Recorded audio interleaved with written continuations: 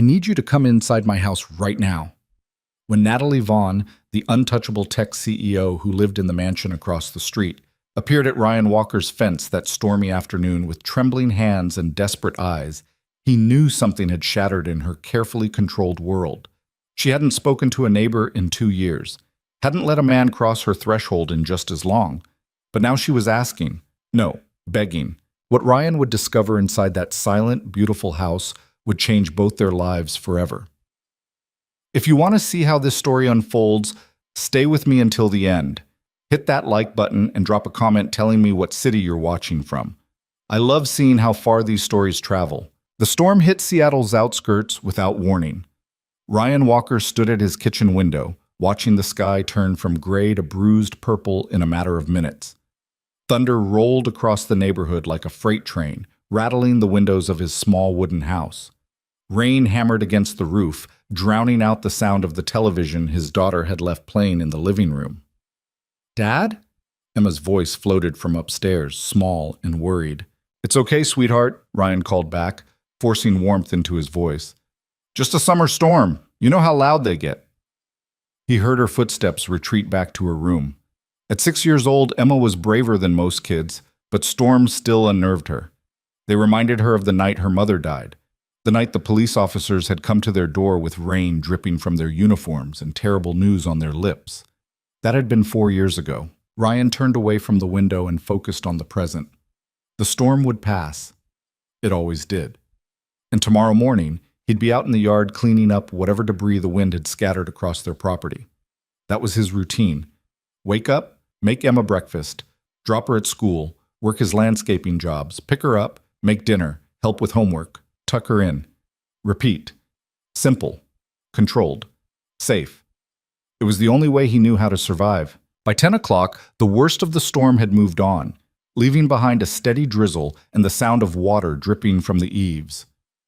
Ryan checked on Emma one last time. She'd fallen asleep with her nightlight on and her stuffed rabbit clutched to her chest, then headed to bed himself. He didn't sleep well. He never did. And the next morning dawned clear and bright, the storm nothing but a memory written in puddles and scattered branches. Ryan woke at 6, made coffee, and stepped out into the yard while Emma still slept upstairs. The damage wasn't bad. A few broken branches from the oak tree, some shingles that would need replacing. The fence between his property and the Vaughn place had a loose post that would need attention. Ryan grabbed his work gloves and started hauling branches to the curb. As he worked, he couldn't help but glance across the street. The Vaughn house stood like a monument to modern architecture. All clean lines, floor-to-ceiling windows, and expensive minimalism. It was 3 times the size of Ryan's modest home, with a manicured lawn that a professional service maintained every Thursday morning. And it was almost always silent. Natalie Vaughn lived there alone. Ryan had seen her exactly 7 times in the 2 years since she'd moved in. She left for work before sunrise and returned after dark, her black Tesla pulling into the garage with mechanical precision. She never attended neighborhood gatherings, never put out Halloween decorations or Christmas lights, never so much as waved when Ryan happened to be checking his mail at the same time she was leaving for the office. The other neighbors talked about her sometimes. "Did you know she runs that design firm downtown? The one that just got written up in Forbes? I heard she's worth millions. Why would someone like that live in a neighborhood like this?" Ryan didn't care about any of that. As far as he was concerned, everyone deserved privacy. If Natalie Vaughn wanted to live like a ghost in her expensive house, that was her business. He was dragging the last branch to the curb when he heard the sound of a car door closing. He looked up. Natalie Vaughn stood in her driveway, staring at her house like she'd never seen it before. Ryan froze. She was dressed for work, crisp white blouse, tailored black pants, heels that probably cost more than his truck payment. Her dark hair was pulled back in a sleek ponytail, and even from across the street, Ryan could see the tension in her shoulders. For a long moment, she just stood there. Then slowly, she turned and looked directly at him. Ryan's instinct was to look away, to respect the invisible boundary that had existed between them for 2 years. But something in her expression stopped him. She wasn't looking at him with the cold dismissiveness he'd expected. She looked afraid. Before he could process what that meant, she started walking toward him. Actually walking. Across the street. Directly toward his property. Ryan straightened, pulling off his work gloves as she approached the fence line. Up close, Natalie Vaughn was even more striking than he'd realized. Sharp cheekbones, intelligent dark eyes, the kind of presence that probably commanded boardrooms without effort. But right now, that presence was fractured. Her hands were clasped tightly in front of her, and she kept glancing back at her house like it might disappear if she looked away too long. "Mr. Walker?" Her voice was smooth, professional, with just the slightest tremor underneath. "Ryan," he said automatically. "Just Ryan." She nodded, then seemed to struggle with what to say next. The silence stretched between them, filled only by the sound of water dripping from the trees and a distant dog barking. She started, then stopped, took a breath. "I know we haven't really spoken before. I apologize for that. I've been busy." "It's fine," Ryan said, because it was. "Everyone's got their own life." "Right." She looked relieved, then immediately anxious again. "I need to ask you something. It's going to sound strange."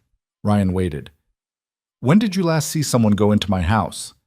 The question caught him off guard. "What do you mean?" "I mean exactly that." Her jaw tightened. "When was the last time you saw another person, any person, enter my house?"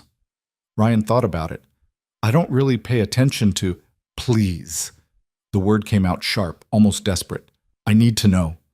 He studied her for a moment, trying to understand what was happening. "I've never seen anyone go into your house," he said carefully. "Not since you moved in." Something flickered across her face. Relief? Grief? He couldn't tell. "No family?" he asked gently. "No friends?" "No." The word was flat, final. Another silence fell. Ryan could see her struggling with something, could see the war playing out behind her eyes. She was a woman used to being in control, and right now control was slipping through her fingers. "Ms. Vaughn." "Natalie." She said it quickly, like she needed to establish something equal between them. "Please call me Natalie." "Natalie," he amended. "Is everything okay?" She laughed, but there was no humor in it. No, everything is not okay." Then she looked him straight in the eye, and what she said next made his entire world tilt sideways. "I need you to come inside my house." Ryan blinked. "What?" "Not like that," she said quickly, color rising in her cheeks. "I need help. With repairs. Things are breaking, and I don't know how to fix them, and I can't—" She stopped, visibly steadying herself. "I can't let just anyone in. I can't trust just anyone." "But you can trust me?" "You're a father." She said it like it explained everything. "I've watched you with your daughter, the way you are with her, patient, kind, safe." The word safe hung in the air between them. "What kind of repairs?" Ryan asked. "Everything," her voice cracked slightly. "The kitchen sink's been leaking for 3 months. The lights in the hallway flicker. One of the cabinet doors in the bathroom fell off last week. The back porch has a loose board that I'm pretty sure is rotting. I keep making lists of things I need to call someone about, but then She trailed off, looking away. "Then you what?" "Then I remember that would mean letting a stranger into my home." She turned back to him, and the vulnerability in her eyes was staggering. "Do you know how long it's been since a man entered my house?" Ryan shook his head. "Almost 2 years." She said it quietly, like a confession. "Since my father died. Since I moved here to get away from everything. I thought I could handle it. I thought if I just kept working, kept moving forward, kept everything controlled and perfect and quiet, I'd be fine." Her laugh was bitter. "But houses don't care about your trauma. They break anyway." Ryan didn't know what to say. This woman, this powerful, successful, unreachable woman, was standing at his fence asking for help with the kind of desperation that spoke of something much deeper than leaking pipes. "I'll get my toolbox," he heard himself say. The relief that washed over Natalie's face was almost painful to witness. "Thank you," she breathed. "I'll pay you, of course, whatever your rate is." "We'll figure that out later," Ryan said. "Let me just check on my daughter first. Make sure she's okay." "She can come too," Natalie said quickly. "If that makes this easier, I don't mind." But Ryan shook his head. "She's still asleep. I'll just be a minute." He went inside, moving quietly up the stairs to Emma's room. She was still curled up with her rabbit, breathing softly. He left a note on the kitchen table. Gone to help the neighbor. Back soon. Text me when you wake up. Love, Dad. Then grabbed his toolbox from the garage. When he stepped back outside, Natalie was still standing by the fence, waiting like she was afraid he might have changed his mind. Ready? He asked. She nodded, then turned and started walking back across the street. Ryan followed. The inside of Natalie Vaughn's house was exactly what Ryan had expected, and nothing like it at the same time. The layout was open and modern, with polished concrete floors, stark white walls, and furniture that looked like it belonged in a museum rather than a home. Everything was immaculate, perfectly arranged, aesthetically flawless, and completely, utterly lifeless. There were no family photos on the walls, no books on the shelves, no throw blankets draped over the designer couch, no coffee mugs left on the counter, no shoes kicked off by the door. It looked like a showroom, like no one actually lived here. I know it's cold, Natalie said, watching him take it all in. I kept meaning to personalize it, but I never got around to it. Where should I start? Ryan asked, setting his toolbox down. The kitchen sink. She led him through the living room into a kitchen that was all stainless steel and marble. The sink was indeed leaking, a steady drip, drip, drip into a bowl she'd placed underneath. It started a few months ago. Just a little drip. But it's gotten worse. Ryan knelt down and opened the cabinet beneath the sink. The pipes were corroded, the connections loose. This wasn't a quick fix. It would need new parts. I can patch this for now, he said, pulling out his wrench. But you're going to need to replace the whole assembly eventually. Can you do that? Yeah. I'll need to pick up parts, though. Whatever you need. She hovered nearby, arms crossed, watching him work with an intensity that made him self-conscious. You don't have to stand there, he said gently. I know what I'm doing. I know. But she didn't move. I'm not used to having anyone in my space. I can tell. She let out a soft, surprised laugh. That obvious? Little bit. Ryan worked in silence for a few minutes, tightening connections and cleaning out mineral deposits. The dripping slowed, then stopped. That should hold you for now, he said, closing the cabinet and standing up. But seriously, this needs to be replaced. These pipes are older than they should be for a house this new. The builder cut corners, Natalie said. I didn't find out until after I'd already bought the place. That happens. Ryan wiped his hands on a rag. What else is on the list? She led him through the house, pointing out problem after problem. The hallway lights that flickered because of loose wiring. The bathroom cabinet door that had pulled free from its hinges. The loose floorboard on the back porch.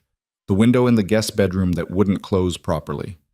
With each new issue, Ryan understood more clearly what was happening here.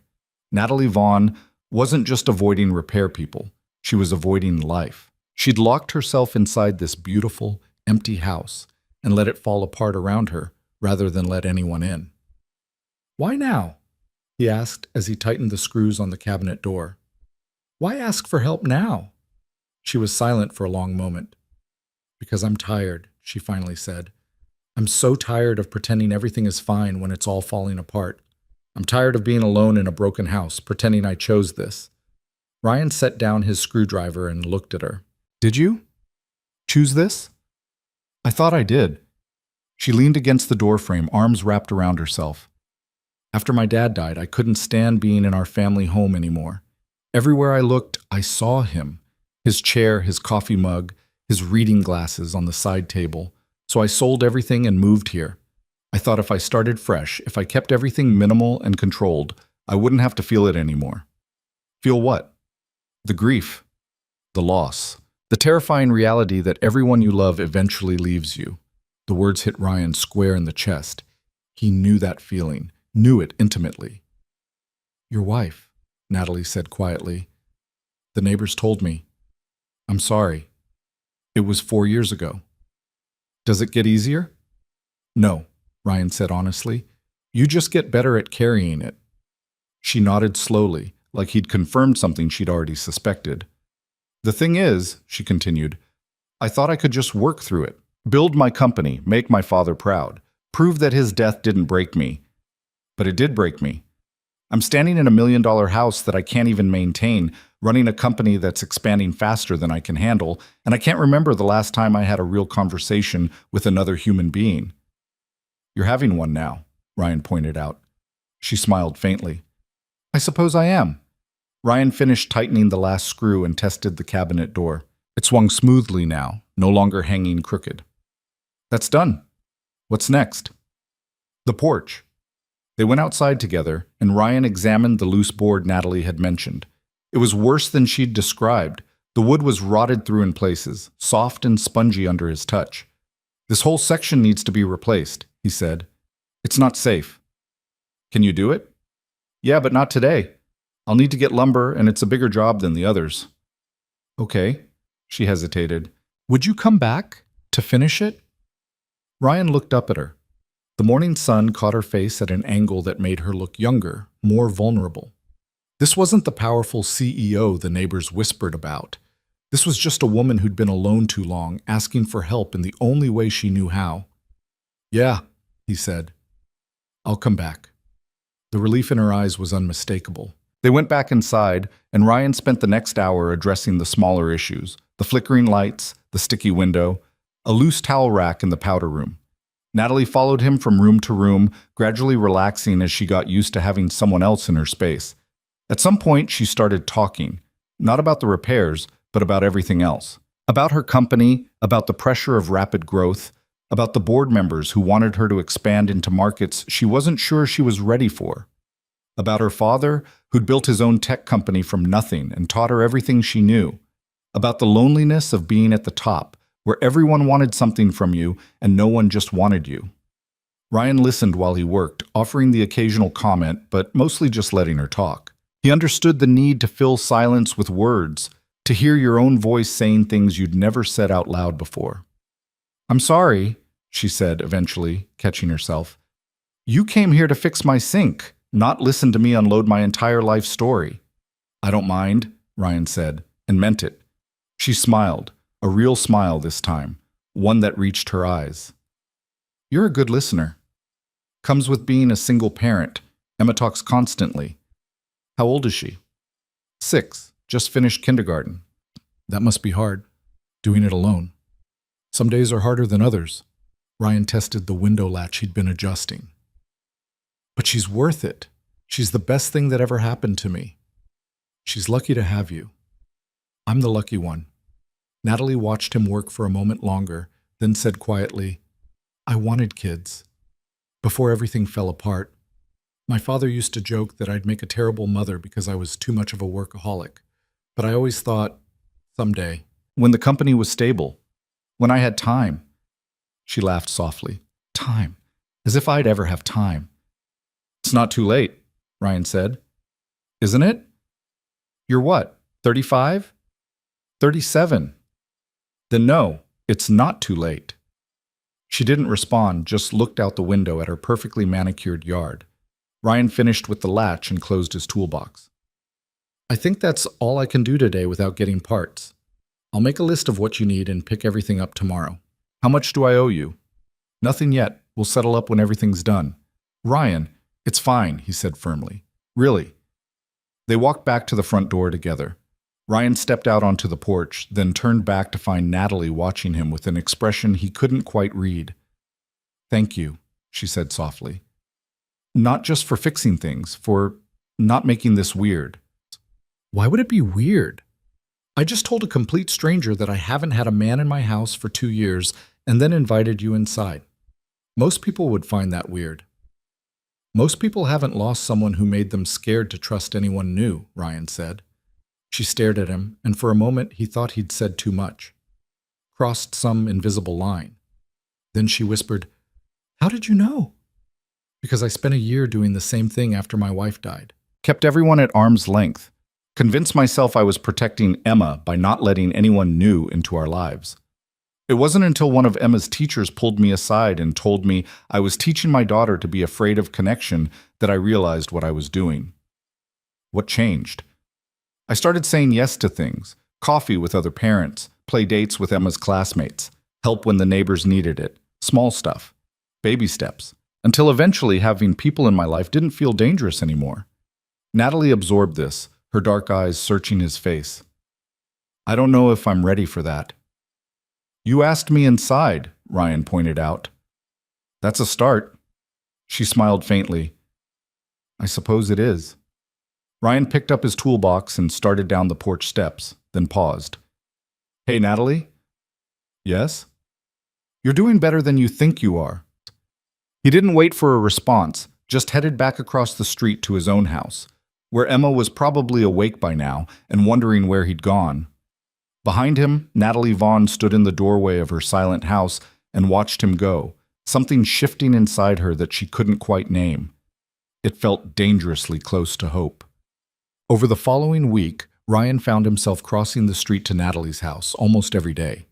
He'd tell himself it was just about the repairs. He needed to replace the kitchen pipes, fix the porch, address all the small problems that had been piling up. But somewhere between replacing the corroded plumbing and installing new boards on the back deck, he started to realize it wasn't just about the repairs anymore. It was about the woman who lived in the house. Natalie was different when she wasn't performing the role of powerful CEO. She was softer, more uncertain, more real. She asked questions about his work, about Emma, about how he'd learned to do all these repairs. She admitted she'd grown up wealthy, with people who fixed things for you, and had never learned basic home maintenance. My father believed in education and ambition, she told him one afternoon while he worked on the porch. But he never taught me how to change a tire or unclog a drain. Those were things you paid people to do. Nothing wrong with that, Ryan said, measuring a new board. Except now I'm helpless in my own house. You're not helpless. You just never learned. There's a difference. She sat down on the porch step, watching him work. It had become a pattern. She'd hover anxiously at first, then gradually relax and just talk while his hands stayed busy. Can I ask you something? She said.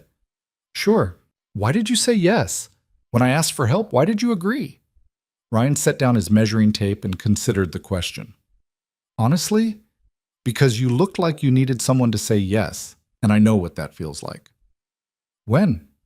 After my wife died. I was drowning, but I couldn't ask for help. Couldn't admit that I was falling apart. My brother finally just showed up one day and refused to leave until I let him help. Changed everything. Is he still around, your brother? He moved to Portland for work. We still talk every week, though. Natalie nodded slowly. I have a sister. We haven't spoken in over a year. Why not?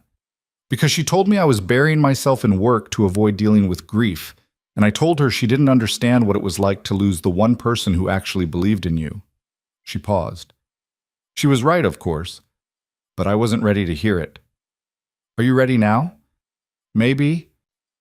She drew her knees up to her chest, looking younger than her 37 years. I don't know. Everything I thought I had figured out turned out to be me running away. From grief, from connection, from the terrifying possibility that if I let myself care about someone again, I might lose them too. Ryan hammered a nail into the new board, thinking about how to respond. You know what Emma asked me last night? What? She asked why the lady across the street always looked so sad. Natalie's eyes widened. She said that? 6-year-olds are perceptive. What did you tell her? I said sometimes grown-ups carry heavy things that make them tired, but that doesn't mean they'll always be sad. Do you believe that? Yeah, Ryan said. I do. Natalie was quiet for a long moment. Your daughter is lucky to have you. You keep saying that. Because it's true. She stood up, brushing off her jeans. I should let you work. I have a conference call in 20 minutes. But she didn't move, just stood there, looking at him like she wanted to say something else. What? Ryan asked gently. Nothing. Just thank you. For this.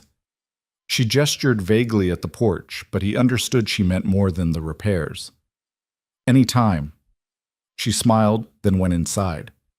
Ryan went back to work, but his mind wasn't entirely on the task anymore. He was thinking about the loneliness in Natalie's eyes, the way she lit up when they talked about anything other than business or loss, the careful way she was learning to let him into her space without immediately building walls again. He was thinking about how easy it would be to care about her, and how dangerous that might be. Emma met Natalie on a Saturday afternoon 2 weeks after the first repair visit. Ryan had mentioned he was going across the street to finish the porch work, and Emma had immediately asked if she could come. Ms. Vaughn might be busy, Ryan had started, but Emma was already putting on her shoes. You said she's nice. I said she's our neighbor. Same thing. There was no arguing with 6-year-old logic, so Ryan had texted Natalie to warn her. Her response had been immediate. I'd love to meet her. Natalie answered the door dressed more casually than Ryan had ever seen her. Jeans, a soft gray sweater, her hair down instead of pulled back. She looked almost nervous. Hi, she said, her eyes dropping to Emma. You must be Emma. Emma, who could be shy with new people, looked up at Natalie with serious consideration. Then she said, You have a really big house. Ryan winced, but Natalie laughed, a real, genuine laugh that transformed her entire face. I do, she agreed. Want to see inside? Emma nodded enthusiastically. Natalie led them through the house, and Ryan watched as Emma took in everything with wide eyes. The high ceilings, the modern art, the kitchen that looked like something from a magazine. Do you live here all by yourself? Emma asked. I do. That's sad. Emma, Ryan said quickly, but Natalie shook her head. No, she's right. It is sad. Emma studied her for another moment, then announced, You should get a dog. A dog? Dogs are good company, and they make you go outside. Natalie glanced at Ryan, who shrugged helplessly. She's been lobbying for a dog for 6 months. I see. Natalie crouched down to Emma's level. What kind of dog would I get? A big one, Emma said immediately, so it can protect you. From what? From being lonely. The words hung in the air. Ryan saw Natalie's expression flicker, surprise, then something that looked like pain, then a warmth that made his chest tight. That's very wise, Natalie said softly. Maybe I will get a dog. Really? Emma's face lit up. Maybe. I'll have to think about it. Emma seemed satisfied with this answer. She wandered over to the windows, pressing her nose against the glass to look at the backyard. You have a swing set. I do? Natalie looked genuinely surprised. The previous owners must have left it, Ryan said, following Emma's gaze. Sure enough, there was an old wooden swing set half hidden by overgrown bushes in the far corner of the yard. I never even noticed it, Natalie admitted. I don't spend much time in the backyard. Can I go swing? Emma asked. If Ms. Vaughn doesn't mind. Of course not.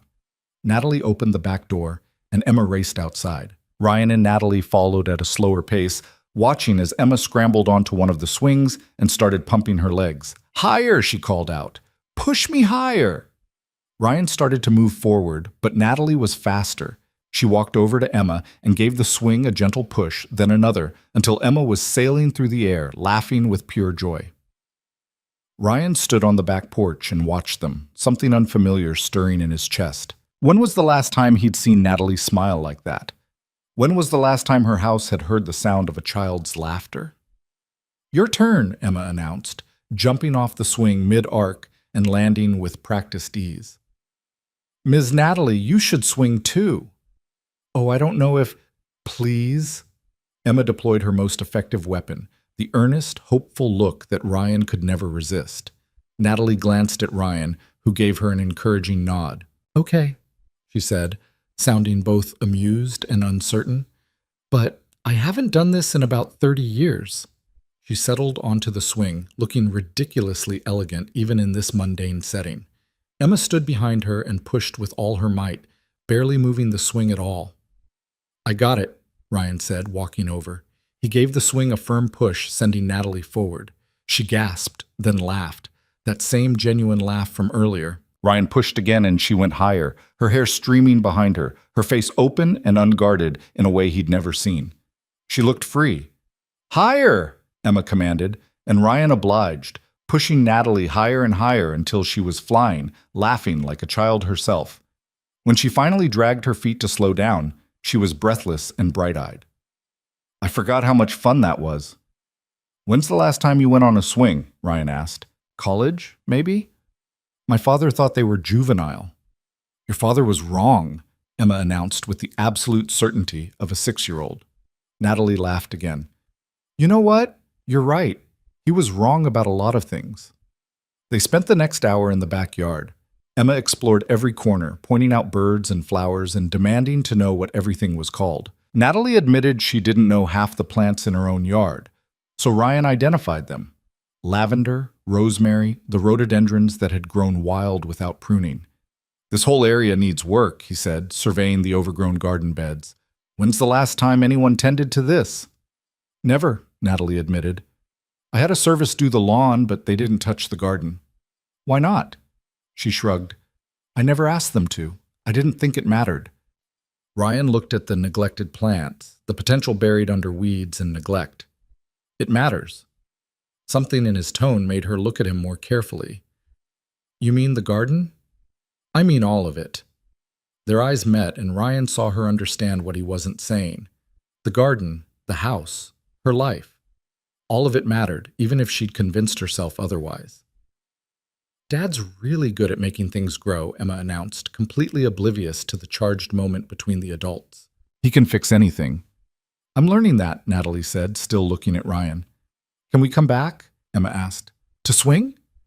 "Emma, we can't just—" "Yes," Natalie interrupted. "You can come back anytime you want." Emma beamed. "Can we come tomorrow?" Natalie smiled. "If your dad says it's okay." Ryan should have said no, should have established boundaries, kept things professional, remembered that this was just a neighbor he was helping with repairs. But Emma was looking at him with such hope, and Natalie was looking at him with something that made his carefully controlled world feel suddenly fragile. "Sure," he heard himself say. "We can come tomorrow." That evening, after Emma was in bed, Ryan stood at his kitchen window looking across the street. Lights were on in Natalie's house. Not the usual cold LED glare, but warm, golden light that made the modern architecture look almost welcoming. He thought about the sound of her laughter on the swing, the way she'd looked at Emma with something that might have been longing, the moment when their eyes had met in the garden and he'd felt the ground shift beneath his feet. He was in dangerous territory. He knew that. But for the first time in 4 years, dangerous didn't feel like something to run from. It felt like something worth exploring. Across the street, Natalie Vaughn stood at her own window, looking back at Ryan's small wooden house and thinking about how strange it was that the sound of a child's laughter could make a home feel less empty. She'd spent 2 years building walls, and somehow, in the span of 2 weeks, a single father and his 6-year-old daughter had started to take them down. Tomorrow came, and then the day after that, and the day after that. What had started as a simple handyman arrangement quietly transformed into something neither Ryan nor Natalie had planned for. Emma became the bridge between them, her innocent enthusiasm demolishing the careful distance adults knew how to maintain. She'd knock on Natalie's door asking to use the swing set, or she'd bring over drawings she'd made at school, or she'd simply appear with her father and announce that they were there to help Ms. Natalie with her broken house. Natalie never turned them away. The repairs continued, but they became almost secondary to the conversations that filled the spaces between hammering and drilling. Ryan would work on replacing a light fixture or repairing a cabinet while Natalie sat nearby, talking about things she'd never said out loud before. The pressure of her company's expansion, the board meeting where she'd had to defend her vision against investors who saw her as too young, too female, too emotional. The night she'd wake up at 3 a.m. with her father's voice in her head, telling her she wasn't ready for the responsibility she'd taken on. He never said that, she confessed one afternoon while Ryan worked on fixing a sticking door in her home office. Not out loud, but I always felt like I was trying to prove something to him, that I could be as good as he was. Better, even. "Sounds exhausting," Ryan said, planing down the edge of the door. "It is." She was sitting cross-legged on the floor, her laptop abandoned beside her. "I built the company thinking it would make him proud. And then he died before he could see what it became. So now I'm just building it for a ghost." Ryan tested the door. It swung smoothly now, no longer catching on the frame. "What would you build if you weren't building it for him?" The question clearly caught her off guard. "I don't know. I've never thought about it that way." "Maybe you should." She was quiet for a long time, watching him work. Then she said, "Can I tell you something I've never told anyone?" "Sure." "I hate my job." Ryan looked up at her. "What?" "Not all of it," she amended quickly. "I love the design work, the creative problem solving. working with clients to bring their vision to life. But the rest of it, the board meetings, the expansion strategy, the constant pressure to grow bigger and faster, I hate it. I'm good at it, but I hate it. Then why do you do it? Because stopping feels like giving up, like admitting my father was wrong to trust me with his legacy. Or, Ryan said carefully, stopping could mean honoring what you actually want instead of what you think you should want. Natalie pulled her knees to her chest, a gesture Ryan had learned meant she was processing something difficult. My therapist said almost the exact same thing. You have a therapist? Started seeing her 6 months ago. My sister threatened to fly out here and drag me to one herself if I didn't go voluntarily. She smiled faintly. Best decision I've made in years, actually. What does she say about all this? Ryan gestured vaguely at the house, at the situation. She says I'm afraid of being vulnerable, that I've equated control with safety, and anything that threatens my sense of control feels dangerous. Natalie paused. She also said that letting you help me was probably one of the healthiest things I've done since my father died. Ryan felt heat creep up his neck. She said that? Well, she said letting someone into my physical space was a good first step toward letting someone into my emotional space. I inferred the rest. They looked at each other for a moment too long, the air between them charged with something neither was quite ready to name. Emma's voice from the backyard shattered the moment. Dad, Ms. Natalie, come see what I found. They both stood, grateful for the interruption, and went outside to find Emma crouched by the overgrown garden bed, dirt on her hands and wonder on her face. Look! She held up a bulb she'd unearthed. What is it? Ryan knelt beside her, examining it. Looks like a tulip bulb. Must have been planted years ago and forgotten. Can we make it grow? Emma asked. We'd have to plant it properly. Clean up this whole bed, actually. He looked up at Natalie. This would be a whole project. I don't mind, Natalie said quickly, if you have time. Can we, Dad, please? Ryan looked at his daughter's eager face, then at Natalie's hopeful expression, and knew there was only one answer he could give. Yeah, we can do that. Emma whooped with joy and immediately started pulling weeds with her bare hands. Ryan moved to help her, and after a moment's hesitation, Natalie joined them. They worked in the garden until the sun started to set, pulling weeds and clearing away years of neglect. Emma chattered constantly, asking questions about every plant and insect she encountered. Natalie admitted she didn't know the difference between a weed and a flower, so Ryan patiently explained how to tell them apart. This one's lavender, he said, uncovering a woody stem that had been strangled by ivy. Still alive, just needs to be freed up and cut back. Like me, Natalie said, then laughed at her own dramatic comparison. Sorry, that was very on the nose. But accurate, Ryan asked. She considered it. Maybe. I don't know anymore. I spent so long building walls that I'm not sure what's underneath them. I guess we'll find out, Ryan said, and the way he said we made something flutter in Natalie's chest. As the light faded, Emma started to yawn, her earlier energy depleted. She'd worked harder than either adult, her clothes covered in dirt and her hair escaping from its ponytail in wild tangles. Someone needs a bath, Ryan said, scooping her up. I'm not tired, Emma protested, even as her head dropped onto his shoulder. Of course not. He looked at Natalie over his daughter's head. We should go. Thank you, Natalie said. For today. For all of this. We'll come back tomorrow. Finish what we started. I'd like that. Ryan carried Emma across the street, and Natalie stood in her garden, which suddenly felt like something that mattered, watching them go. The house felt different when she went back inside, less like a museum and more like a place where things were growing. The next afternoon, Ryan arrived with gardening tools and a plan. Emma immediately ran to the garden and resumed her self-appointed role as chief weed puller, while Ryan began the more technical work of pruning and reshaping. Natalie brought out iced tea and sandwiches, and they took a break under the shade of her back porch. Emma, filthy and happy, devoured 2 sandwiches while explaining in elaborate detail everything she'd learned about flowers from a library book Ryan had checked out for her. And tulips come in every color except blue, she concluded, which is sad because blue is my favorite color. Mine too, Natalie said. Emma's eyes lit up. Really? Really? What else do you like?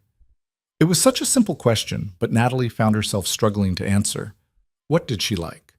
Beyond work, beyond the carefully constructed image of success she presented to the world, what actually brought her joy? I used to love reading, she said slowly, before I got so busy. I'd spend entire weekends just lost in books. What kind of books? Emma asked. Mystery novels mostly, the kind where you try to figure out who did it before the detective does. Do you still read them? Natalie shook her head. I haven't read a book for pleasure in over 2 years. That's sad, Emma said with the blunt honesty of childhood. Yeah, Natalie agreed quietly. It really is. Ryan had been listening silently, but now he spoke. There's a bookstore downtown, the independent one on 5th Street. They have a whole mystery section. I know the one, Natalie said. I drive past it every day on my way to the office. Maybe you should stop driving past it. Their eyes met, and Natalie understood what he was really saying. Stop driving past the things that bring you joy. Stop treating your life like an obstacle course to get through. Stop surviving and start living. Maybe I should, she said. Emma, oblivious to the weight of the conversation, finished her sandwich and announced, I'm going to find more bulbs. She raced back to the garden, leaving the adults alone. She's wonderful, Natalie said, watching Emma dig enthusiastically in the dirt. She's a handful, Ryan said, but his voice was warm with affection. Does she remember her mother? A little, mostly just feelings and impressions. She was only 2 when it happened. What was she like? Your wife? Ryan was quiet for a moment, and Natalie worried she'd overstepped. But then he said, Sarah was a force of nature, completely fearless. She could walk into a room and make everyone feel like they were the most important person there. Emma gets that from her. That ability to just connect with people without trying. How did you meet? College. She was an art major. I was studying landscape design. We met at a party and spent the whole night talking about how cities needed more green spaces. She thought I was pretentious. I thought she was chaotic. We were both right. He smiled, but it was tinged with sadness. She painted big, wild, abstract pieces that somehow made perfect sense. The house was always covered in paint splatters. Drove me crazy at the time. Now I'd give anything to see her mess up the kitchen one more time. I'm sorry, Natalie said softly. It was a drunk driver. She was coming home from an art show, got hit head-on at an intersection. The other driver walked away without a scratch. Sarah died at the scene. His voice was steady, but his hands were clenched. The randomness of it is what kills me. If she'd left 5 minutes earlier or later, if she'd taken a different route, if that guy hadn't decided to get behind the wheel after drinking half a bottle of whiskey. So many variables, and they all lined up wrong. How do you live with that? The what-ifs? Some days better than others. Emma helps. Having to be present for her means I can't disappear into the grief completely. And eventually, you learn to carry it. It becomes part of you, like an old injury that aches when it rains. Natalie felt tears prick her eyes. My father had a heart attack in his office. His assistant found him. He was on the phone with a client 1 minute and gone the next. Just gone. No warning, no chance to say goodbye. How long ago? 2 years, 1 month, and 16 days. She laughed wetly. I still count the days, isn't that pathetic? No, Ryan said firmly. It's human. They sat in silence for a while, watching Emma discover another bulb and celebrate like she'd found buried treasure. The afternoon sun cast long shadows across the yard, turning everything golden. Can I ask you something? Natalie said eventually. Sure. Why are you really doing this? The repairs, the garden, all of it. You could have said no. You could have recommended a handyman and left it at that. Ryan thought about how to answer truthfully. Because you looked at me like I was the answer to a question you'd been afraid to ask. And I know what it's like to be that afraid. To be so wrapped up in protecting yourself that you forget how to let anyone in. And you wanted to help me. I wanted to know if I could help you. There's a difference. What difference? One is about you, the other is about me. He met her eyes. I spent 4 years being just a dad, just doing the routine, checking the boxes, making sure Emma had what she needed. And that was enough. It had to be enough. But then you showed up at my fence asking for help. And for the first time in a long time, I felt like I could be more than just a guy getting through the day. Natalie's breath caught. Ryan, I'm not saying this to make you uncomfortable, he interrupted. I just want you to know that you helping yourself by asking for help also helped me. So it's not charity. It's not me being some noble savior. It's mutual. Mutual, Natalie repeated, testing the word. Yeah. Emma came running back, breaking the moment with perfect timing. I found 6 more. Can we plant them all? We'll plant every single one, Ryan promised, and Emma squealed with delight. They worked until dinner time, then Ryan insisted he needed to get Emma home and fed. Natalie walked them to the front door, and Emma surprised her by throwing her arms around Natalie's waist in a fierce hug. I like your house, Emma declared. It's not sad anymore. Natalie's throat tightened. She knelt down and hugged Emma back. I like it better too. Thank you for helping. After they left, Natalie went back to the garden and stood among the cleared beds and newly planted bulbs. Her hands were dirty. Her expensive jeans were stained with grass and soil. Her carefully styled hair had fallen out of its clip and was hanging in her face. She felt more alive than she had in years. That night, for the first time since moving into the house, Natalie ordered takeout instead of eating another protein bar at her desk. She sat at her dining room table, actually sat at it, rather than just walking past it, and ate slowly, tasting the food instead of just consuming fuel. Then she did something even more radical. She went to the empty bookshelf in her living room and measured it. Tomorrow, on her lunch break, she would go to that bookstore Ryan had mentioned. She would buy books, actual physical books that she would read for pleasure. It was a small thing, probably insignificant to anyone else, but to Natalie it felt revolutionary. The next few weeks fell into a rhythm that felt both strange and natural. Ryan would come over after dropping Emma at school, working on the house's larger repair projects, replacing the kitchen pipes, fixing the loose boards on the back deck, addressing the wiring issues that made the hallway lights flicker. Sometimes Emma would join them after school, turning the backyard into her kingdom while the adults worked.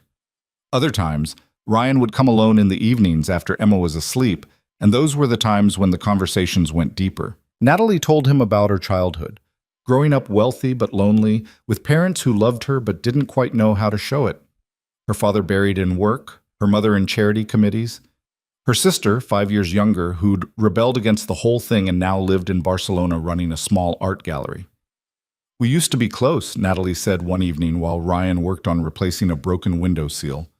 Before our father died, but after, she wanted me to grieve with her, and I wanted to work. She said I was running away. I said she was being dramatic. Things were said that probably can't be unsaid. Have you tried? Talking to her? A few times? It always ends in a fight. Maybe you're both trying to be right instead of trying to understand each other.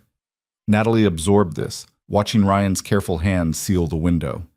You're very wise for a landscaper. He laughed. Landscapers can't be wise? That's not what I meant. She stopped, frustrated with herself. I keep doing that, making assumptions based on jobs or status or whatever. My father's influence, probably. He categorized people. Most people do. You don't. Sure I do. I just try to be aware when I'm doing it. Natalie tilted her head, studying him. What category am I in? Complicated, he said without hesitation. She laughed. Fair. Also lonely. Also trying really hard to be something you think you should be instead of what you actually are. And what am I actually? Ryan turned to look at her fully. I'm still figuring that out, but I think you are too. The honesty between them had become effortless. They'd somehow skipped past the polite acquaintance phase and landed in something that felt like friendship, but carried an undercurrent of tension neither was quite ready to acknowledge. Natalie found herself watching for Ryan's truck to pull up, found herself timing her coffee breaks to coincide with when he'd arrive, found herself disappointed on days when work kept him away.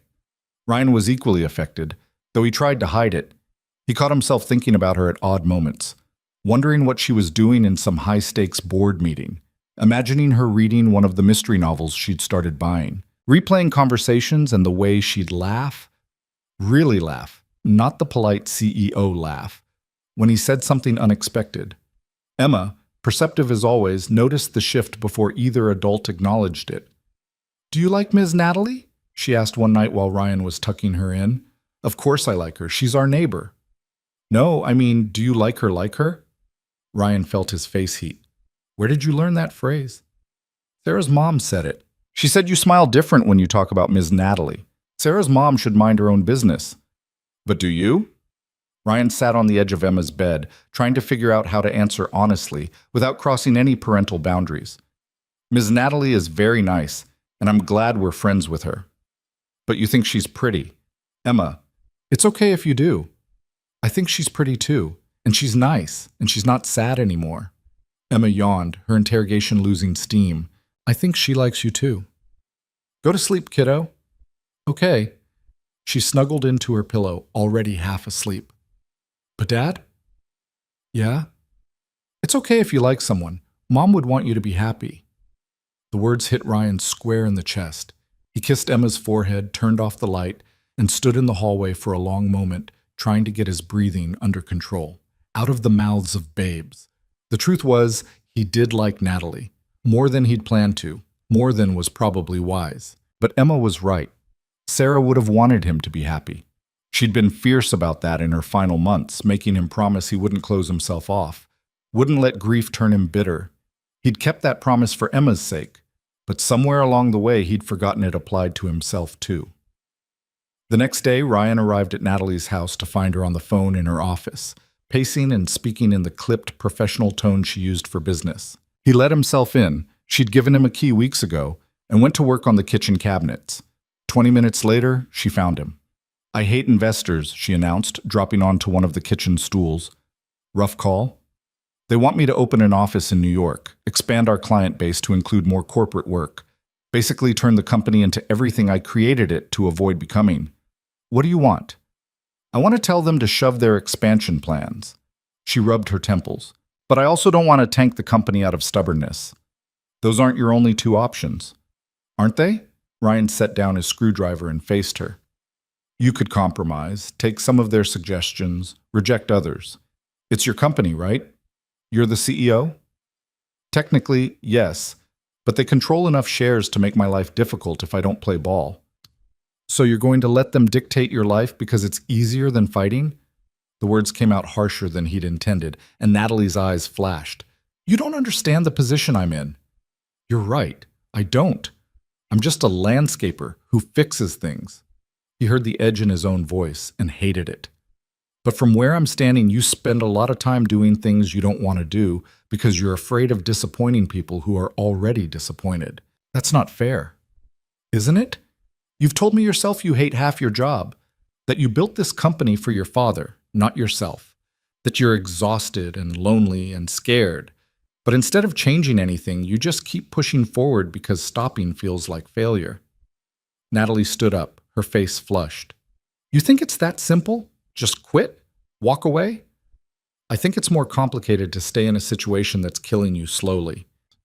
They stared at each other, the kitchen crackling with tension.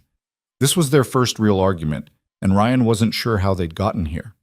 1 minute they were talking about investors, the next they were circling something much deeper. I should go, he said, reaching for his toolbox. Ryan, wait. I'm sorry. I overstepped. Your business decisions aren't my concern. That's not... She stopped, frustrated. I'm not mad at you. I'm mad at the situation, and maybe at myself. He paused. For what? For caring what you think. For letting you see enough of my life that you can call me out on my bullshit. She laughed without humor. I've spent 2 years avoiding exactly this. People who ask hard questions. People who make me feel things I've been trying not to feel. What are you feeling? The question hung between them, dangerous and necessary. Scared, Natalie admitted. Confused. Like maybe I've been going in the wrong direction for so long that I don't know how to turn around. Ryan set down his toolbox. You don't have to turn around. You can just stop. Figure out where you actually want to go. What if I don't know? Then you figure that out too. She looked at him, and something in her expression shifted. How did this happen? How did I go from keeping everyone at arm's length to letting you see all my broken pieces? I came to fix your sink, Ryan said. You let me in, the rest just happened. That simple? That's simple. Natalie moved closer and Ryan's heart rate kicked up. They were standing in her kitchen, surrounded by half-repaired cabinets and the tools of his trade, and the air between them felt electric. "I'm glad you overstepped," she said quietly. "Someone needed to." "Yeah?" "Yeah." She smiled, genuine and unguarded. "You're the first person in years who's treated me like a person instead of a position. Do you know how rare that is? I'm just being myself." "Exactly." They stood there, caught in the gravity of what was building between them. Ryan knew he should step back, maintain the professional distance that had already blurred beyond recognition. But Natalie was looking at him like he was something precious, and he couldn't remember the last time anyone had looked at him that way. "I should still go," he made himself say. "Let you get back to work." Disappointment flickered across her face, but she nodded. "Okay. Will you come back tomorrow?" "If you want me to." "I want you to." The words carried weight beyond their simple meaning, and they both knew it. Ryan left, but the conversation stayed with him all evening. Emma noticed his distraction at dinner, asking 3 times if he was okay. He assured her he was fine, but that night, lying in bed, he admitted to himself what he'd been avoiding for weeks. He was falling for Natalie Vaughn. Not the CEO version the world saw, but the real woman underneath. The one who laughed on swings and dug in gardens and admitted she was lonely. The one who was trying so hard to be strong that she'd forgotten how to be soft. It was terrifying and exhilarating and completely impractical, and he had absolutely no idea what to do about it. Across the street, Natalie stood at her bedroom window, looking at Ryan's house and feeling the exact same confusion. The walls she'd built so carefully were crumbling, and instead of panic, she felt something that might have been relief. Maybe being vulnerable wasn't the same as being weak. Maybe letting someone in wasn't the same as losing control. Maybe, just maybe, she was finally ready to find out. The tension between them didn't disappear after that conversation in the kitchen. If anything, it intensified, humming beneath every interaction like a live wire waiting to spark. Ryan came back the next day, and the day after that, but something had shifted. They were more careful with each other now, hyper-aware of proximity and loaded silences. When their hands accidentally brushed while reaching for the same tool, they both jerked back like they'd been burned. When their eyes met across a room, they held the gaze a beat too long before looking away. Emma, blissfully oblivious to adult complications, continued to treat Natalie's house as an extension of their own home. She'd burst through the door after school, calling out for both Ryan and Natalie, excited to show them a drawing or report on the garden's progress. The tulip bulbs they'd planted were starting to sprout, and Emma checked on them obsessively, convinced her attention was what made them grow. "They need encouragement," she explained seriously to Natalie one afternoon. "Dad says plants are like people. They do better when someone believes in them." Natalie glanced at Ryan, who was deliberately focused on the cabinet hinge he was adjusting. "Your dad is very smart." "I know," Emma said matter-of-factly. "He knows everything." "Not everything," Ryan muttered, but there was a smile in his voice. These moments of domestic ease made the underlying tension even harder to navigate. It would have been easier if they could just acknowledge what was happening between them, but neither seemed willing to take that first step. Ryan was afraid of pushing Natalie before she was ready. Natalie was afraid of wanting something she didn't know how to have. So they existed in this strange limbo, growing closer while pretending they weren't. The weather turned volatile in mid-July, the summer heat giving way to afternoon thunderstorms that rolled through with increasing frequency. Emma loved watching the storms from Natalie's big windows, pressing her nose to the glass while lightning fractured the sky. "It's like the sky is breaking," she said one evening, her voice filled with awe. "Or like it's trying to say something," Natalie offered, standing beside her. "What would the sky say?" "Maybe it's just reminding us that some things are bigger than we are, that we don't control everything, no matter how hard we try." Ryan, organizing his tools across the room, caught the weight in her words. She wasn't really talking about the weather. That particular storm passed quickly, leaving behind the thick smell of ozone and wet pavement. But the meteorologists were predicting worse to come. A major system was building off the coast, promising heavy rain and high winds by the weekend. Friday afternoon arrived with an ominous gray sky and air that felt heavy enough to touch. Ryan finished up the last of the deck repairs while Natalie worked in her office, and Emma played in the garden, racing against the approaching storm to give her flowers one last watering. We should head home, Ryan called to Emma as the first fat raindrops began to fall. It's going to get bad. Emma reluctantly abandoned the garden and ran inside to say goodbye to Natalie. Ryan followed, finding them in the living room where Natalie was closing her laptop with an exhausted sigh. Long day? He asked. Endless conference call with investors. They're still pushing for the New York expansion. She rubbed her eyes. I told them I'd think about it. That's progress, right? You didn't just say yes? Baby steps. She smiled tiredly, then looked at Emma. Heading home? Dad says there's a big storm coming. He's right. You should get inside before it hits. They said their goodbyes and crossed the street just as the rain began in earnest. By the time Ryan got Emma fed and bathed, the storm was raging, wind howling around the house and rain lashing against the windows. Is Miss Natalie scared? Emma asked as Ryan tucked her into bed. I'm sure she's fine. She's a grown-up. Grown-ups get scared too, Emma said wisely. You get scared sometimes. How do you know that? I can tell. Your face gets all tight and you breathe funny. Ryan kissed her forehead, marveling at his daughter's perceptiveness. You're too smart for your own good. I know, she yawned. Will you check on her? Miss Natalie? She's fine, sweetheart. Please, just text her. Ryan sighed but pulled out his phone. He typed out a quick message. Emma wants to make sure you're okay in the storm. All good over there? The response came almost immediately. Tell Emma I'm fine. Thanks for checking. He showed Emma the message and she seemed satisfied. Within minutes she was asleep, her stuffed rabbit clutched tight as thunder rumbled overhead. Ryan went downstairs and tried to distract himself with television, but he couldn't focus. The storm was getting worse, the kind of weather that made you grateful for solid walls and a roof over your head. He found himself thinking about Natalie in that big empty house, probably still working despite the late hour, pretending the storm didn't bother her. Around midnight, his phone buzzed. It was Natalie, and the message made his stomach drop. I need help. Water coming into the basement. Don't know what to do. Ryan was moving before he finished reading. He grabbed his toolbox and a flashlight, pulled on a rain jacket, and headed into the storm. The wind nearly knocked him sideways as he crossed the street. Rain soaked through his jeans in seconds, and by the time he reached Natalie's door, he was drenched.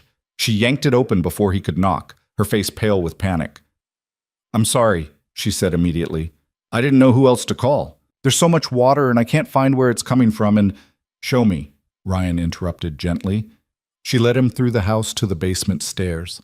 He could hear rushing water before he saw it, and when Natalie flipped on the lights, his heart sank.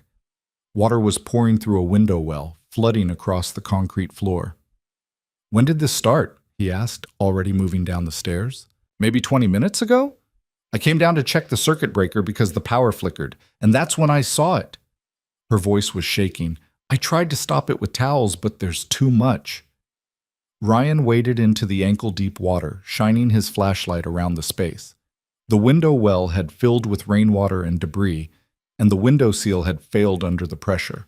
Water was streaming through the gap like a faucet. I need to seal the window from outside, he said. Do you have any plastic sheeting? Tarps? I don't know, maybe in the garage? Check there, bring anything waterproof. And grab some duct tape if you have it. Natalie ran upstairs while Ryan assessed the situation. The water was rising slowly but steadily. He needed to stop the flow before it got any worse. Then they could worry about cleanup. She returned with an armful of supplies, a plastic drop cloth, a tarp she'd found in the garage, and an entire roll of duct tape. Will this work? It'll have to. He grabbed the tarp and headed back upstairs and outside into the storm. The wind tried to rip the tarp from his hands as he made his way around the house to the window well. It was completely submerged, a pool of dark water churning with leaves and debris. Ryan cleared away what he could, then laid the tarp over the window well and weighed it down with bricks from Natalie's landscaping. It wasn't perfect, but the flow of water into the basement immediately slowed to a trickle. He went back inside, soaked and shivering. Natalie was in the basement with a mop and bucket, trying to push the water toward the drain in the corner. Here, Ryan said, taking the mop from her. I've got this. Can you get some towels? We need to soak up as much as we can before it damages anything. They worked together in focused silence, Ryan pushing water toward the drain while Natalie laid down towels to absorb what was left. The storm continued to rage outside, But inside the basement, they fell into a rhythm. Push, soak, wring out, repeat. It took nearly an hour to get the worst of it cleaned up. By then, they were both exhausted, wet, and covered in basement grime. Ryan's back ached from bending over, and his hands were raw from wringing out towels. "I think that's the best we can do tonight," he said, surveying their work. The floor was still damp, but the water was gone, and the drain was handling the trickle still seeping through. "You'll need to keep an eye on it until the rain stops, and that window needs to be properly resealed." "Okay." Natalie's voice was small, and when Ryan looked at her, he realized she was trembling. "Hey," he said softly. "It's okay. The worst is over." "I know. I just—" She stopped, wrapping her arms around herself. "I'm sorry for calling you, for dragging you out in this weather. I just panicked, and you were the only person I could think to—" "Natalie, stop." Ryan set down the mop and moved closer to her. "You did the right thing. This isn't something you could have handled alone." "I should have been able to. I'm supposed to be capable. I run a company. I manage million-dollar budgets. I shouldn't fall apart over a flooded basement. Being strong doesn't mean handling everything alone. Doesn't it?" She looked up at him, and the vulnerability in her eyes nearly broke him. "I've been alone for so long, I don't know how to be any other way." "You're not alone right now." The words hung between them, heavy with meaning that went beyond the flooded basement and the storm. Natalie's breath hitched. "Ryan," thunder crashed so loudly that the house shook, and the lights flickered once, twice, then went out completely, plunging them into darkness. Natalie gasped, and Ryan felt her grab his arm. "It's okay," he said, pulling out his phone and turning on the flashlight. "Just the power. It'll come back on." But Natalie didn't let go of his arm. In the dim light from his phone, he could see tears streaming down her face. "I'm sorry," she whispered. "I'm so sorry. I don't know why I'm falling apart like this. It's just water. It's just a stupid basement, and I'm—" "You're overwhelmed," Ryan said gently, "and you've been holding it together for too long. It's okay to fall apart sometimes." "No, it's not. I can't afford to fall apart. If I start, I'm afraid I won't be able to stop." Ryan set his phone down carefully, propping it so the flashlight illuminated the space, then turned to face her fully. "When was the last time you let yourself feel anything without trying to control it?" "I don't know. Before my father died, maybe, before everything got so heavy." "That's 2 years, Natalie. 2 years of holding everything in."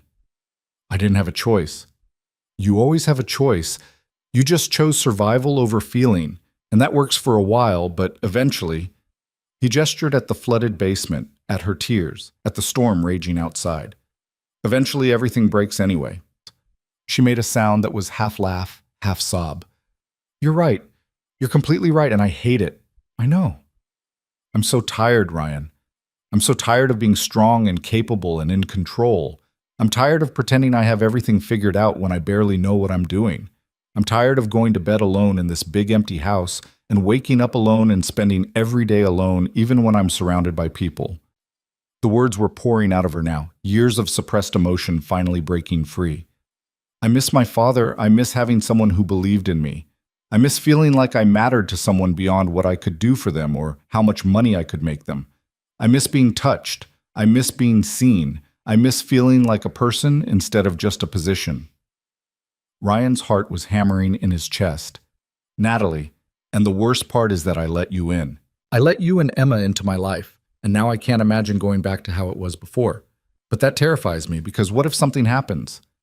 What if I need you and then you're gone? What if I finally let myself care and then I lose everything all over again? You won't lose me. You can't promise that. No one can promise that. My father died in the middle of a normal Tuesday. Your wife was just driving home from an art show. Life doesn't care about our plans or our promises. It just takes, and we're supposed to what? Just keep opening ourselves up to that kind of pain?" Ryan took a step closer. "Yes? That's insane."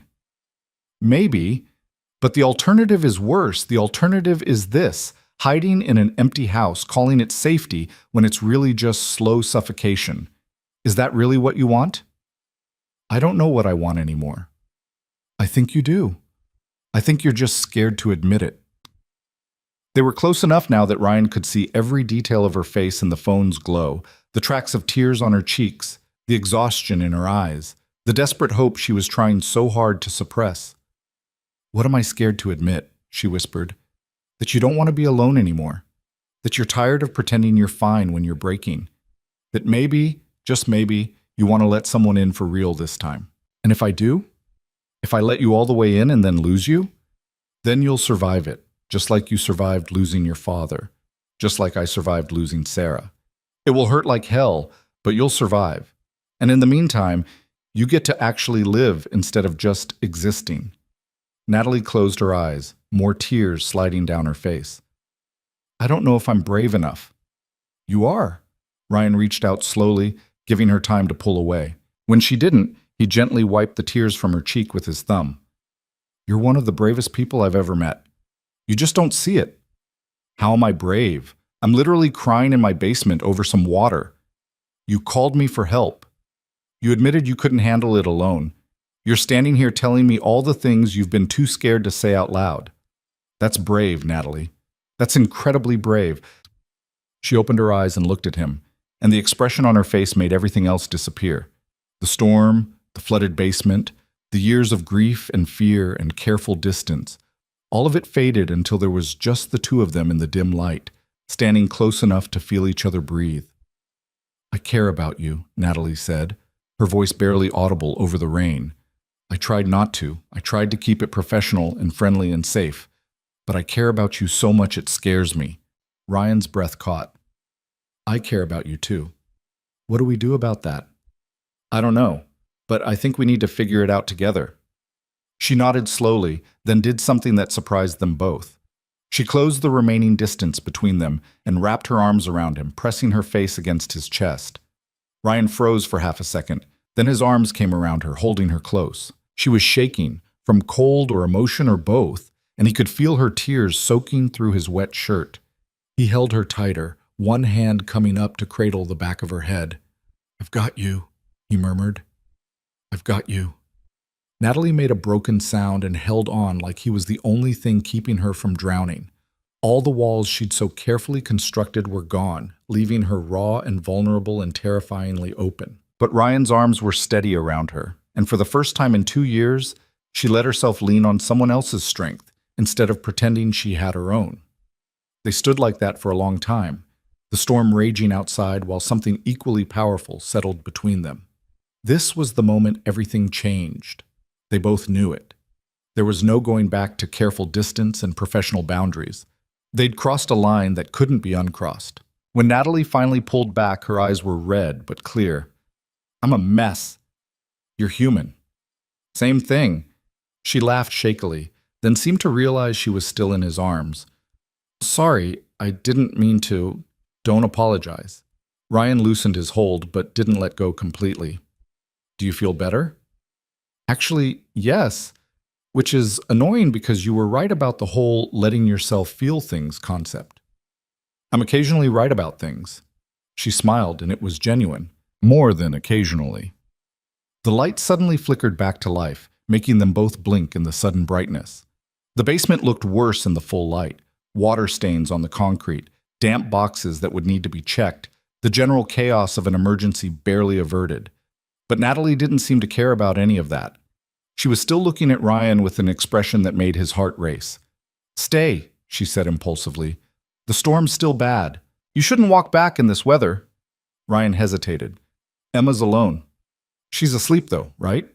And you can see your house from here. If anything happened, you'd know." He knew he should say no, knew that staying would complicate things even further.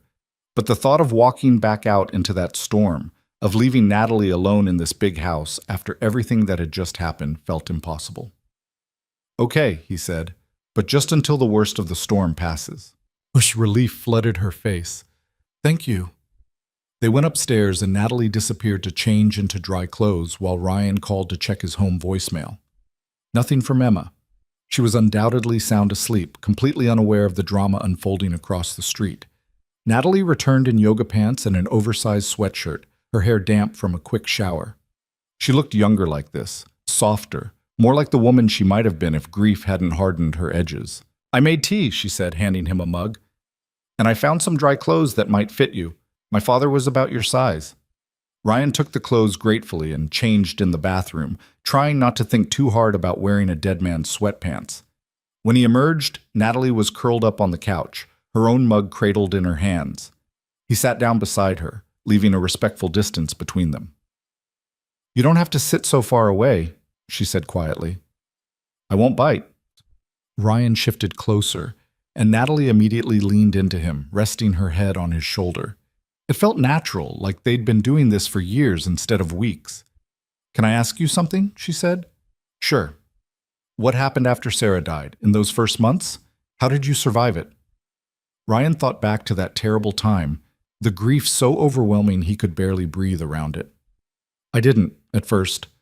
I was just going through the motions, getting Emma up, fed, to daycare, going to work, coming home. Repeat. I felt like I was underwater watching my own life happen from a distance." "What changed?" "Emma. She started having nightmares, started clinging to me constantly, afraid I'd disappear too. Her daycare teacher pulled me aside and said Emma was withdrawing from the other kids. That's when I realized my grief was damaging her, so I forced myself to engage, to be present, to show her that even though we'd lost Sarah, we still had each other. And somewhere in the process of being there for Emma, I found my way back to myself." Natalie was quiet for a long moment. "I don't have an Emma. I don't have someone who needs me to be okay. Maybe that's the problem. Maybe you need yourself. To be okay for your own sake, not someone else's. That's harder than it sounds. Everything worth doing is hard." She turned to look up at him, her face inches from his. "Is this hard? What's happening between us?" Ryan's pulse quickened. "Terrifying, actually." "Good. I'd hate to be the only one freaking out." "You're definitely not." They looked at each other, the air between them charged with possibility. Ryan could see the exact moment Natalie made a decision, could see the fear and hope warring in her eyes before she leaned in and kissed him. It was soft and tentative and tasted like tea and tears. Ryan's hand came up to cup her face, his thumb stroking her cheek as he kissed her back. 4 years of loneliness and carefully maintained control dissolved in that single point of contact. When they pulled apart, they were both breathing hard. "Was that okay?" Natalie whispered. "More than okay. I haven't kissed anyone since—" "I know. Me neither." She searched his face. "Are we insane for doing this? For caring about each other when we're both still so broken?" "Probably. But maybe broken people are the only ones who really understand each other." Natalie smiled, and it transformed her entire face. "I like you, Ryan Walker. Way more than I should. The feeling is mutual, Natalie Vaughn." She kissed him again, less tentative this time, and Ryan let himself fall into it. Let himself feel all the things he'd been suppressing, the attraction, the affection, the desperate hope that maybe he could have this. That maybe they both could. Outside, the storm began to ease, the thunder moving into the distance. But inside, something else was just beginning, something fragile and precious and terrifying, something that felt dangerously like a second chance. They eventually fell asleep on the couch, tangled together like they'd been doing this for years instead of hours. Ryan woke first as dawn light filtered through the windows, momentarily disoriented by the unfamiliar ceiling and the weight of Natalie's head on his chest. Then the previous night came rushing back, the storm, the flooded basement, the kiss that had changed everything. He looked down at her sleeping face, peaceful in a way he'd never seen while she was awake, and felt his chest constrict with a complicated mix of emotions. Affection? Yes. Desire? Absolutely. But also terror, because this mattered in a way nothing had mattered since Sarah died. Natalie stirred, her eyes fluttering open. For a moment she looked confused, then memory clearly returned because she tensed. "Good morning," Ryan said softly, not moving. "Morning." Her voice was rough with sleep. "Did we really—" "Yeah." She sat up, running a hand through her tangled hair. The morning light was less forgiving than the phone's glow had been, and Ryan could see the uncertainty creeping back into her expression. "I should check on Emma," he said, reaching for his phone. It was just past 6. A text from his neighbor, Sarah's mom, read, "Saw your lights were out. Emma okay? Let me know if you need anything." He typed back quickly, "All fine. Power's back on. Thanks for checking." Everything okay? Natalie asked. Yeah, neighbor was just making sure we didn't need anything. He stood, suddenly feeling awkward in her father's borrowed clothes.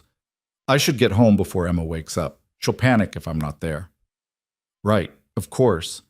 Natalie pulled a throw blanket around herself like armor. Ryan, about last night. We don't have to talk about it right now, he said, even though part of him desperately wanted to. You should get some rest. It was a long night. Relief and disappointment flickered across her face in equal measure.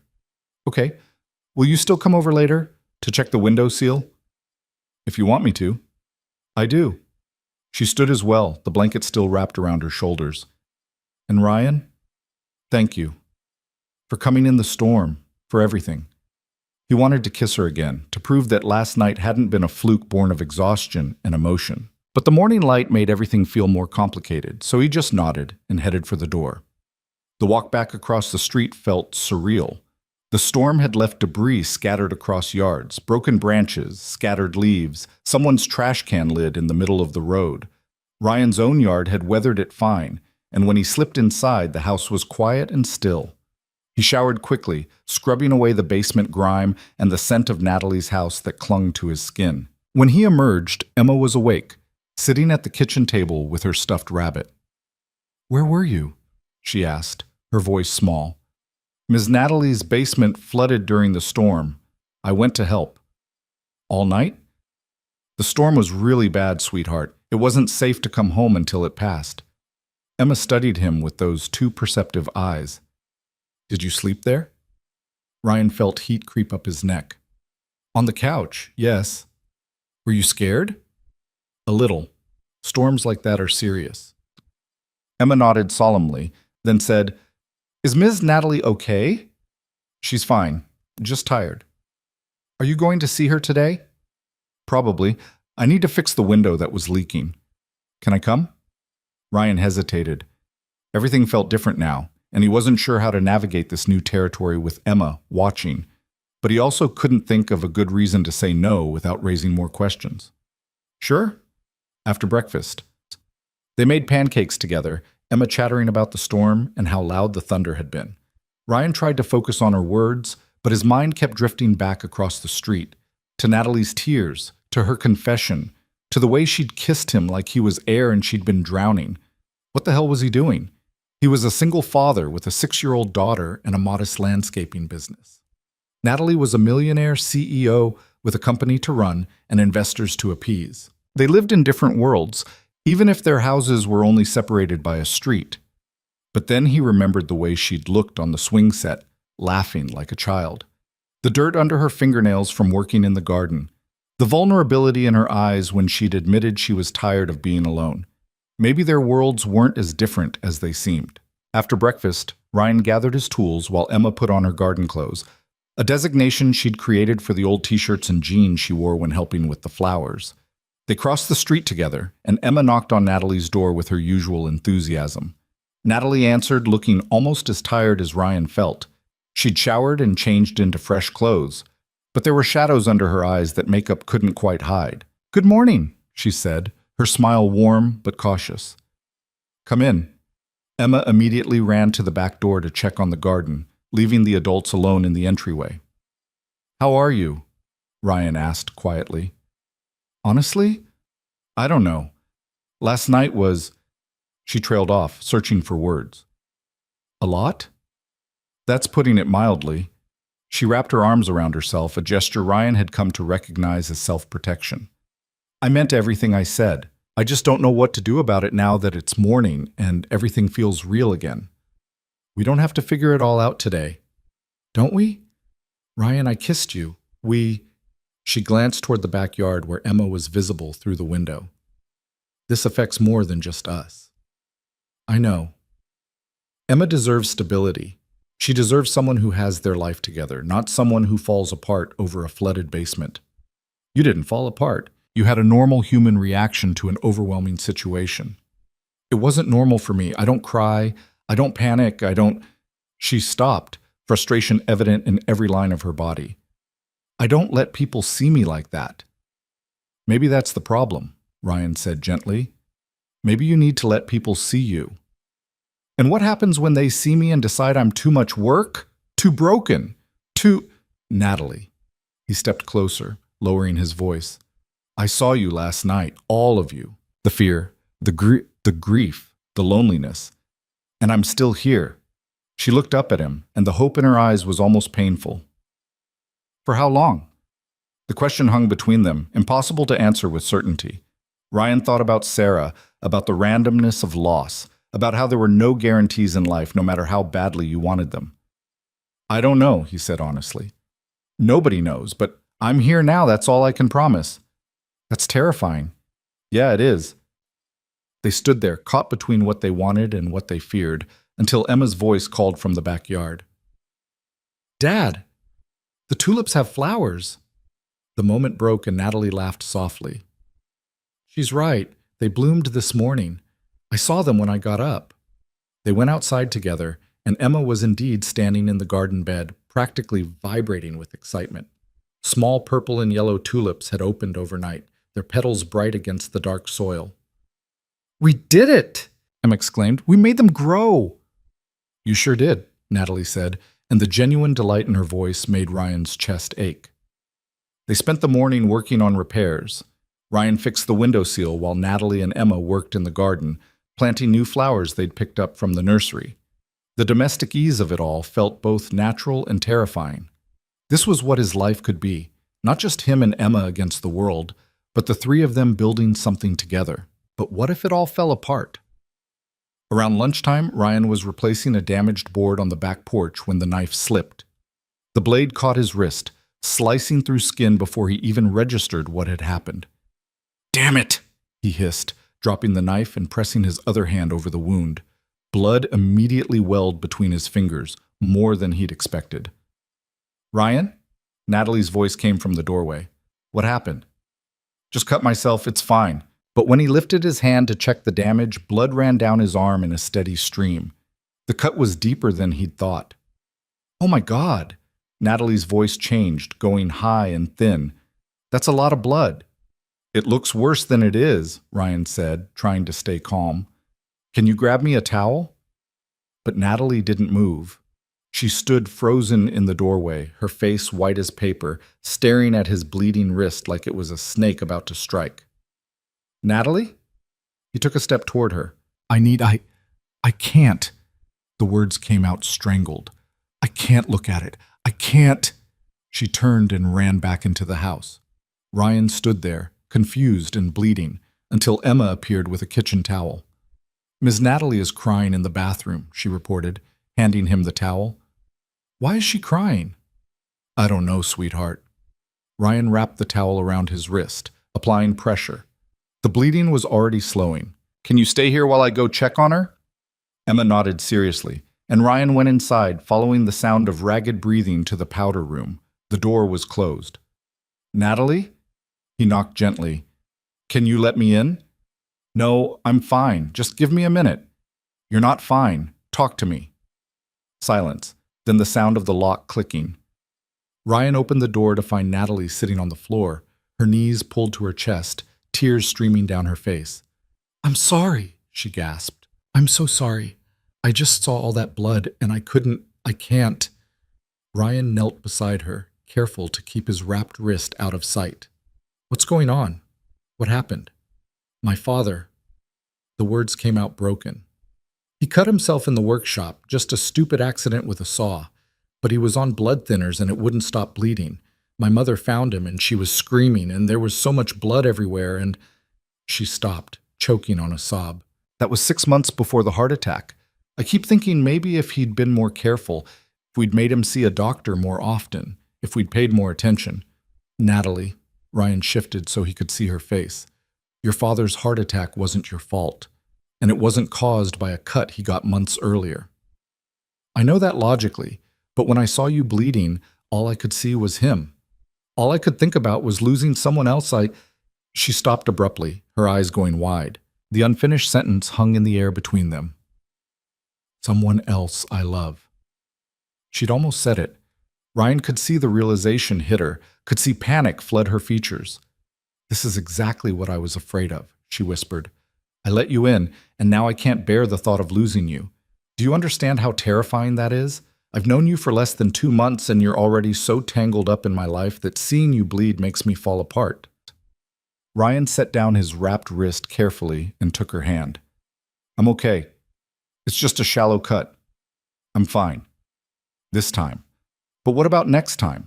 What about when it's not just a shallow cut? What about when it's a car accident or a heart attack or any of the 1,000 random ways people get taken away? Her voice was rising, panic taking over. I can't do this, Ryan. I can't let myself need you because I won't survive losing you too. So, what's your plan? Push me away? Go back to living alone in this empty house? Yes. She pulled her hand from his. That's exactly my plan, because loneliness hurts, but at least it's predictable.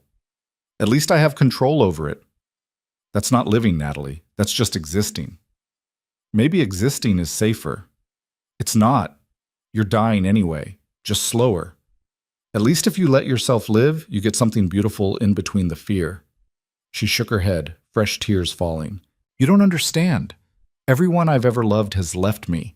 My father, my grandmother, even my sister in a way. They all left and I'm still here, still alone, still trying to figure out how to breathe around the emptiness. I can't add you to that list. I can't let Emma onto that list. It will break me. Or it will save you. You can't promise that. No, Ryan admitted. I can't. But I can promise that I'm not going anywhere by choice. I can promise that whatever happens, I want to face it with you instead of alone.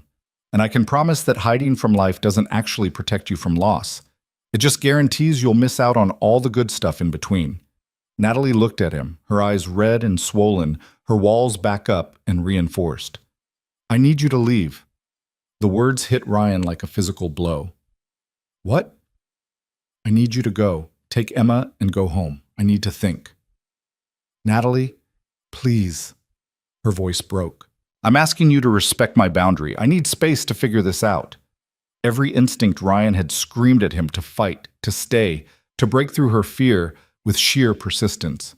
But he also understood the importance of respecting someone's stated needs, even when it hurt. Okay, he said quietly, standing up. But this conversation isn't over. Maybe it needs to be. He left her sitting on the bathroom floor and collected Emma from the backyard. His daughter, perceptive as always, didn't ask questions when he said they needed to go home. She just gathered her things and waved goodbye to the garden. As they crossed the street, Emma slipped her hand into his. Is Ms. Natalie mad at us? She asked. No, sweetheart. She's just scared. Of what? Of caring about people and losing them. Emma considered this. That's silly. If you never care about anyone, you're already alone. That's worse than maybe losing someone someday. Ryan stopped walking and looked down at his daughter, amazed once again by the wisdom that came out of her 6-year-old mouth. You're absolutely right, he said. I know, so why doesn't Ms. Natalie know it? Because sometimes grown-ups forget things that kids understand easily, like how being scared of being hurt is just another way of being hurt. We should remind her. I'm not sure she wants to be reminded right now. Emma frowned. But you like her, and she likes you, I can tell. Sometimes liking someone isn't enough, Em. That's dumb. Ryan couldn't help but smile. Yeah, it kind of is. They went home, and Ryan bandaged his wrist properly, while Emma made them peanut butter sandwiches for lunch. The cut was shallow, barely needing more than a Band-Aid. The whole incident had been minor, forgettable. Except it had triggered something in Natalie that went far deeper than a surface wound. Ryan spent the afternoon trying to distract himself with work, catching up on emails and scheduling jobs for the following week. But his mind kept drifting across the street, wondering what Natalie was doing, whether she was okay, if she was already building her walls back up. That evening, after Emma was asleep, he stood at his kitchen window and looked at Natalie's house. The lights were on in her office. He could see her silhouette moving behind the windows, pacing back and forth like a caged animal. His phone buzzed with a text. From Natalie.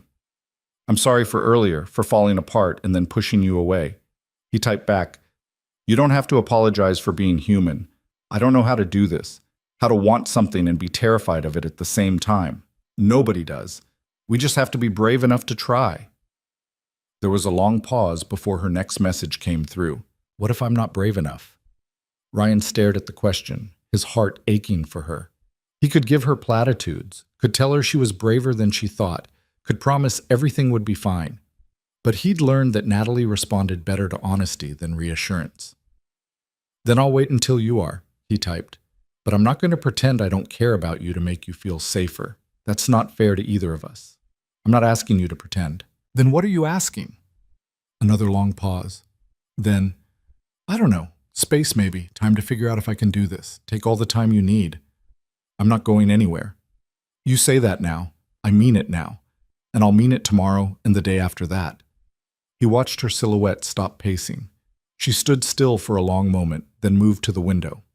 Even across the distance, he could feel her looking back at him. "I saw you bleeding, and I felt like I was dying," she texted. "That's how much power you already have over me. That's how tangled up we've become. And that scares you, terrifies me." "It terrifies me too," Ryan admitted.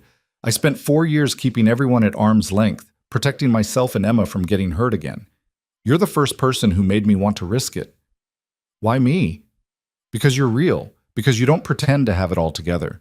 Because when you laugh, it sounds like someone who forgot they were allowed to be happy. Because you see me as a person instead of just a single dad doing his best." He watched her silhouette sink down, probably sitting on the floor by the window like Emma sometimes did when she was thinking hard about something. "I'm broken, Ryan. Really broken. Not in a romantic, fixable way. In a messy, complicated, might never be whole again way. So am I. Maybe we can be broken together. That's not how healing works." "How do you know? Have you tried it?" No response for several minutes. Ryan stayed at the window, watching her house, giving her space to process. Finally, "No, I haven't tried it. I've been too busy pretending I wasn't broken at all." "How's that working out?" "Terrible." "Obviously." Ryan smiled despite the heaviness of the conversation. "So maybe try something different." "Like what?" "Like trusting that I know what I'm getting into, like believing that I care about you not in spite of your broken pieces, but because of them. Like accepting that love doesn't require you to be perfect, just present." He saw her stand up, her silhouette moving away from the window. For a moment he thought she was done talking, that he'd pushed too hard. Then his doorbell rang. Ryan's heart jumped as he moved through the quiet house and opened the front door. Natalie stood on his porch in yoga pants and an oversized sweatshirt, her hair pulled back, her eyes red from crying but clear with purpose. "I'm terrified," she said without preamble. "I'm terrified of needing you. I'm terrified of losing you. I'm terrified that I'm not enough or that I'm too much or that I'll screw this up in some catastrophic way." "Okay," Ryan said quietly, "but I'm more terrified of going back to how I was before you, of spending the rest of my life alone in that house, wondering what might have happened if I'd been brave enough to try." Ryan's chest tightened. "So what are you saying?" "I'm saying I want to try, even though I'm scared, even though I might fall apart again, even though there are no guarantees and I might get hurt." She took a shaky breath. "I'm saying I care about you too much to let fear win this time." Ryan stepped out onto the porch, closing the door quietly behind him so they wouldn't wake Emma. "You're sure?" "No, I'm absolutely not sure, but I'm here anyway." He reached for her hand and she let him take it, her fingers trembling slightly in his. "I need you to understand something," she said. "I don't know how to do this. I'm going to panic. I'm going to push you away when things feel too intense. I'm going to have moments where I convince myself this is a terrible idea. I know. And you're okay with that?" "I'm okay with whatever we need to work through. As long as you promise to keep showing up, to keep trying, even when it's hard." I can't promise I won't run." "Can you promise you'll come back?" She looked at him, and slowly, deliberately, she nodded. "Yes, I can promise that." Ryan pulled her into his arms, and she melted against him, her face pressed into his chest. They stood like that for a long time, holding each other on his front porch while the neighborhood slept around them. "This is insane," Natalie mumbled against his shirt. "We barely know each other."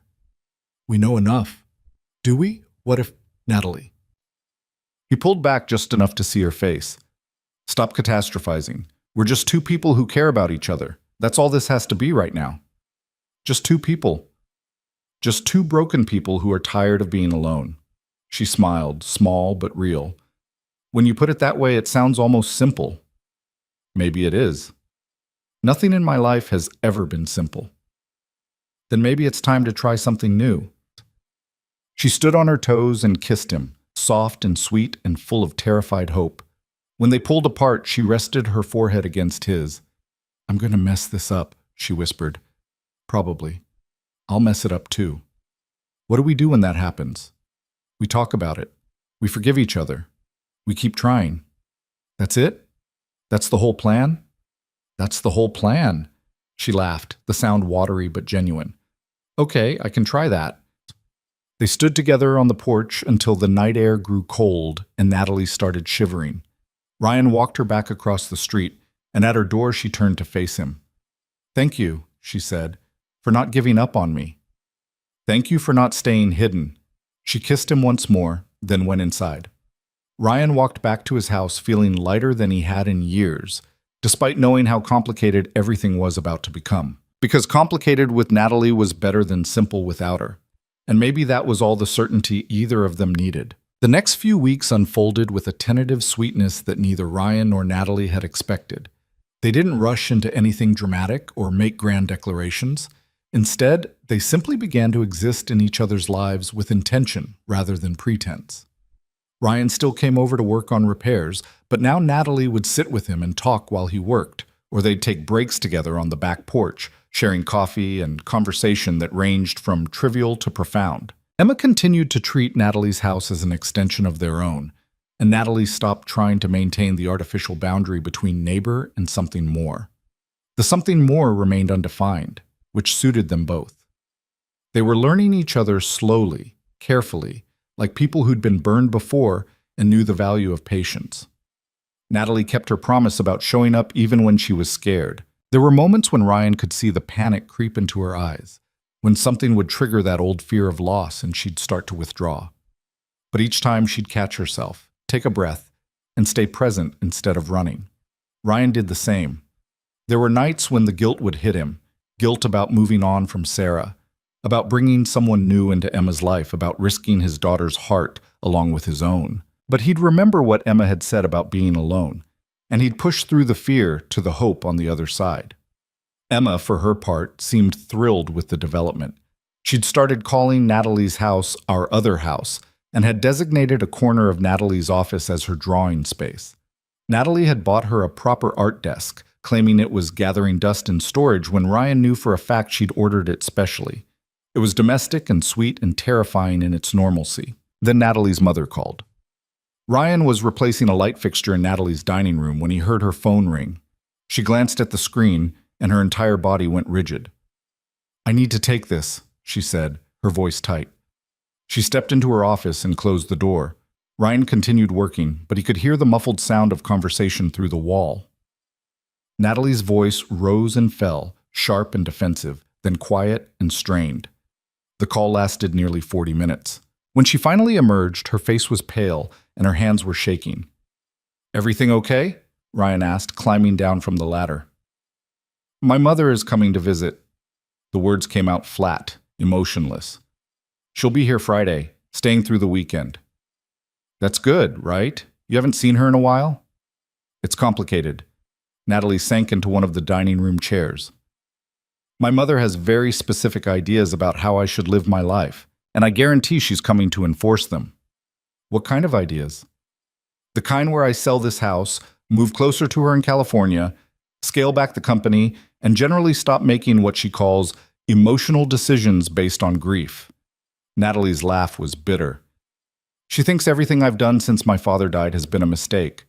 The house, the location, the way I run the business, all of it." "And what do you think?" "I think she's partially right. I did buy this house as an escape. I did throw myself into work to avoid dealing with loss. But that doesn't mean it was all a mistake. And it definitely doesn't mean the solution is to sell everything and start over somewhere else." Ryan pulled out a chair and sat across from her. "So tell her that." "You don't know my mother. She doesn't really do conversations. She does pronouncements, and I usually just go along with them because it's easier than fighting. Maybe it's time to stop going along." Natalie looked at him, fear and determination warring in her expression. "She's going to hate that I'm involved with you. The casual way she said, "involved with you," made Ryan's heart skip, even as the content of the statement sank in. Why would she hate that? Because you're not what she would have chosen for me. You're not a tech executive or an investor or someone who can advance my career. You're a landscaper with a 6-year-old daughter and a modest income. She said it without judgment, just stating what she knew her mother would think. She's going to see you as a distraction at best and a liability at worst. And how do you see me? Natalie's expression softened. I see you as the first person in years who's made me want to actually live my life instead of just survive it. But my mother won't care about that. Then don't tell her about me. She's staying here, Ryan, for 3 days. She's going to notice that I have a man's toolbox in my kitchen and that the neighbor's kid has a desk in my office.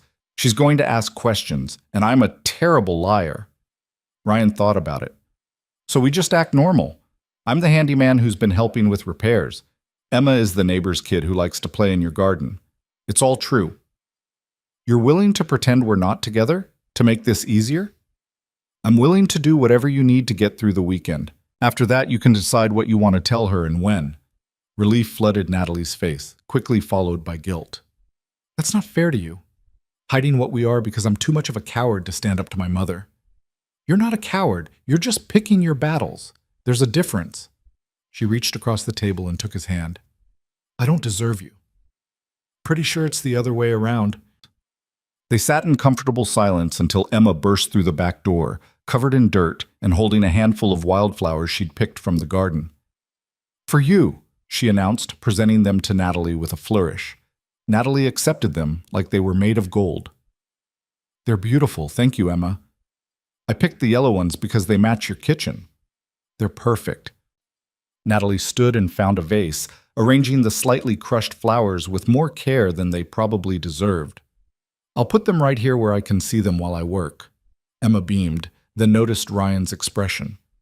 Why do you look sad? Not sad, sweetheart, just thinking. About what? About how sometimes grown-up stuff is complicated. Emma considered this, then shrugged. Grown-ups make everything complicated. You should try being a kid. It's easier. Both adults laughed and the tension broke.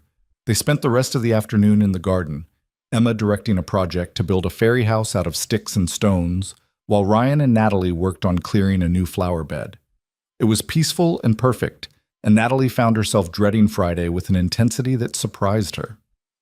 When the day arrived, Natalie was a bundle of nerves. She'd cleaned the house obsessively, hidden any evidence of Ryan's regular presence, and coached herself on staying calm no matter what her mother said. Ryan had promised to keep his distance for the weekend, giving Natalie space to deal with her family. Emma had been disappointed when he explained they wouldn't be visiting Miss Natalie for a few days, but she'd accepted it with the resilience of childhood. Natalie's mother arrived in a hired car at exactly 3 o'clock, punctual as always. Catherine Vaughn was 62, impeccably dressed, and radiated the kind of authority that came from decades of getting exactly what she wanted. Natalie, she air-kissed her daughter's cheeks. You look thin. Are you eating? Hello, Mother. Yes, I'm eating. Come in. Catherine swept into the house with the critical eye of someone looking for flaws to correct. Still so stark, I thought you'd have softened this place up by now, added some warmth. I like it this way. Catherine set down her designer handbag and turned to face her daughter fully. We need to talk. About the house. About the company. About your future. Can you at least settle in first? Have some tea? I'm not here for pleasantries, Natalie. I'm here because I'm worried about you. You've been hiding out here for 2 years and it's time to face reality. Natalie felt her defenses rising. I'm not hiding. I'm living my life, Yees. Are you because, from where I stand, you've isolated yourself in a too-big house in a nothing neighborhood, running a company that's expanding too fast and refusing to deal with the grief that's driving all of it? That's not fair. It's completely fair. Your father died, and instead of processing that loss, you ran away and buried yourself in work. I've watched you do it, and I've tried to give you time, but enough is enough. You need to sell this house, move somewhere with actual community, and restructure the company so it's manageable. Stop punishing yourself by living like a hermit. The words hit like physical blows. partially because some of them were true. Natalie had been running, she had been hiding, but she'd also been slowly, painfully learning to live again. "I'm working on it," she said quietly. "I have a therapist. I'm making changes." "What kind of changes?" "Personal ones. I'm trying to be more present, more connected. You've been what?" Natalie almost told her. Almost said that she'd met someone, that she was learning to let people in, that the house didn't feel empty anymore. But the judgment in her mother's eyes stopped her. "I've been focusing on what makes me happy instead of what I think I should do," she said instead. Catherine's expression hardened. "Happiness is a luxury you can afford after you've secured your future. Right now, you need to be practical." The conversation continued in the same vein through dinner, Catherine presenting her case for why Natalie should sell the house and relocate while Natalie defended her choices with increasing frustration. By the time they went to bed, both women were exhausted and no closer to understanding each other.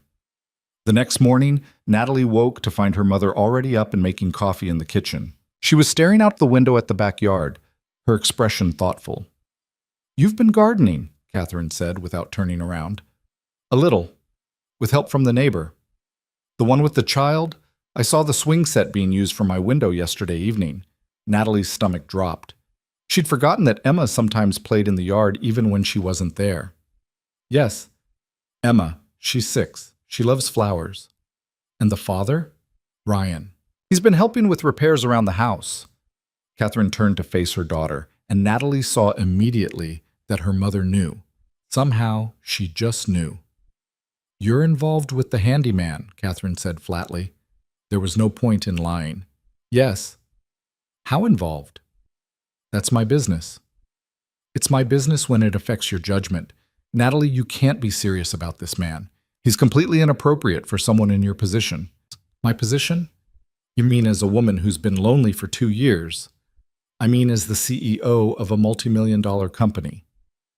You need someone who understands that world, someone who can be an asset to your career, not a distraction from it." Natalie felt anger rising, hot and sharp. "Ryan isn't a distraction. He's the first person in years who's seen me as something other than my job title or my bank account. He's kind and patient and real, and he makes me want to be better. He makes you want to play house and pretend you're someone you're not. No. He makes me remember who I was before grief turned me into someone I don't recognize." Catherine's expression softened slightly. "Sweetheart, I know you're lonely. I know losing your father was devastating, but getting involved with an inappropriate man isn't the answer. You're vulnerable right now, and he's taking advantage of that." "He's not taking advantage of anything. If anything, I pursued him." "Then you're using him as a coping mechanism. Either way, it's not healthy." Natalie's hands were shaking. "You don't get to decide what's healthy for me. You don't get to tell me who I can care about or how I should live my life. I'm your mother. It's my job to protect you from making mistakes. I'm 37 years old. I don't need protection. I need support. And I'm trying to support you by giving you perspective you're too close to see." They stared at each other across the kitchen, years of unspoken tension crystallizing into this single moment. "I'm not selling the house," Natalie said quietly. "I'm not moving to California. And I'm not ending things with Ryan to make you comfortable." Catherine's face went cold. "You're making a mistake." "Maybe, but it's my mistake to make." "You sound just like your father, stubborn and impractical." "Good, because he was also brave and authentic and willing to fight for what mattered to him. And look where that got him, dead at 63 from stress and overwork." The words hung in the air like poison. Natalie felt tears prick her eyes, but she refused to let them fall. "Get out," she said quietly. "Natalie, get out of my house, pack your things, and leave." "You don't mean that." "I absolutely mean it. I asked you here hoping we could connect, hoping you'd see that I'm actually doing better.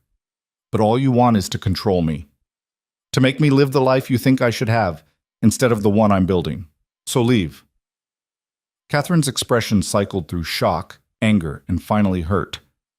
"Fine, but don't come crying to me when this all falls apart and you're left alone again." She left the kitchen, and 15 minutes later, Natalie heard the front door close. Through the window, she watched her mother's hired car pull away, and only then did she let herself cry. She cried for the relationship with her mother that had never been what she needed. She cried for her father, who would have understood even if he didn't agree. She cried for all the years she'd spent trying to live up to impossible standards instead of defining her own. And then, when the tears finally stopped, she pulled out her phone and texted Ryan. "Can you come over? I need you." The response came within seconds. "On my way." 5 minutes later, Ryan appeared at her door. He took one look at her tear-stained face and pulled her into his arms without a word. "She's gone," Natalie said into his chest. "I told her to leave." "What happened?" "She wants me to sell the house, move to California, restructure my entire life. And when I said no, when I told her about you, she said I was making a mistake, that you were inappropriate, and I was using you as a coping mechanism." Ryan's arms tightened around her. "What did you say?" "I told her it was my life and my choice, and then I kicked her out." Natalie pulled back to look at him. "I've never done that before. Never stood up to her like that." "How does it feel?" "Terrifying, exhilarating, like I might throw up." Ryan laughed softly. "That sounds about right." "She's going to tell my sister, tell the whole family that I've lost my mind, that I'm throwing my life away for some guy I barely know." "Are you? Throwing your life away?" Natalie looked up at him, and something in her chest settled. "No, I'm finally building one." He kissed her then, soft and sweet and full of promise. When they pulled apart, Natalie felt steadier than she had all weekend. "Where's Emma?" she asked. "With Sarah's mom. She's been asking about you constantly. Wants to know when we can come back over." "Now. Bring her over now. I want to see her." Ryan texted his neighbor, and 20 minutes later, Emma came bounding through the door. "Miss Natalie!" She launched herself at Natalie with the full force of 6-year-old enthusiasm. "I missed you." "I missed you too, sweetheart. Can we work in the garden? The roses need watering." "Absolutely." They spent the afternoon outside, the three of them working together to tend the garden that had become a shared project. Emma chattered constantly, filling the silence with observations and questions and elaborate plans for what they should plant next. Natalie watched Ryan help Emma water the flowers, his patience endless as he explained how to check if the soil needed more water. She watched Emma's face light up when she discovered a butterfly, and Ryan's gentle smile as he identified it for her. This was what her mother couldn't see. This wasn't about Ryan's job or his income, or whether he could advance Natalie's career. This was about connection and presence and choosing to build something real instead of something impressive. As evening approached, Emma started to yawn, her energy finally depleted. Ryan scooped her up, and she rested her head on his shoulder with the complete trust of a child who'd never doubted her father's love. "We should go," Ryan said. "Get her fed and to bed." "Oh, stay for dinner," Natalie said impulsively. "Please, I don't want to be alone tonight." Ryan looked at her carefully. "You're sure?" "I'm sure." They ordered pizza and ate on the back porch, Emma wedged between them on the outdoor couch. She fell asleep halfway through her second slice, sprawled across both adults with her characteristic lack of boundaries. "She's completely passed out," Ryan whispered, looking down at his daughter with affection. "She worked hard today."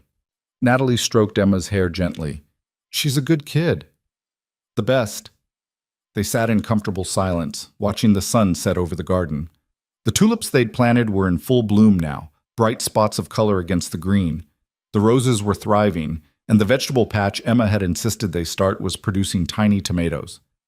"I meant what I told my mother," Natalie said quietly, "about not selling the house, about choosing my own life."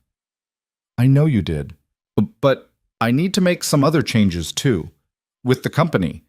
I've been thinking about what you said about building something I actually want instead of something I think I should have." "What does that look like?" "I don't know yet, but I'm going to figure it out. Maybe bring in a managing partner to handle the expansion stuff I hate. Maybe shift focus back to the design work I actually enjoy. Maybe even take a vacation." She smiled. "Remember those?" "Vaguely." "We should take one, the three of us." Ryan looked at her, surprise evident in his expression. "Really?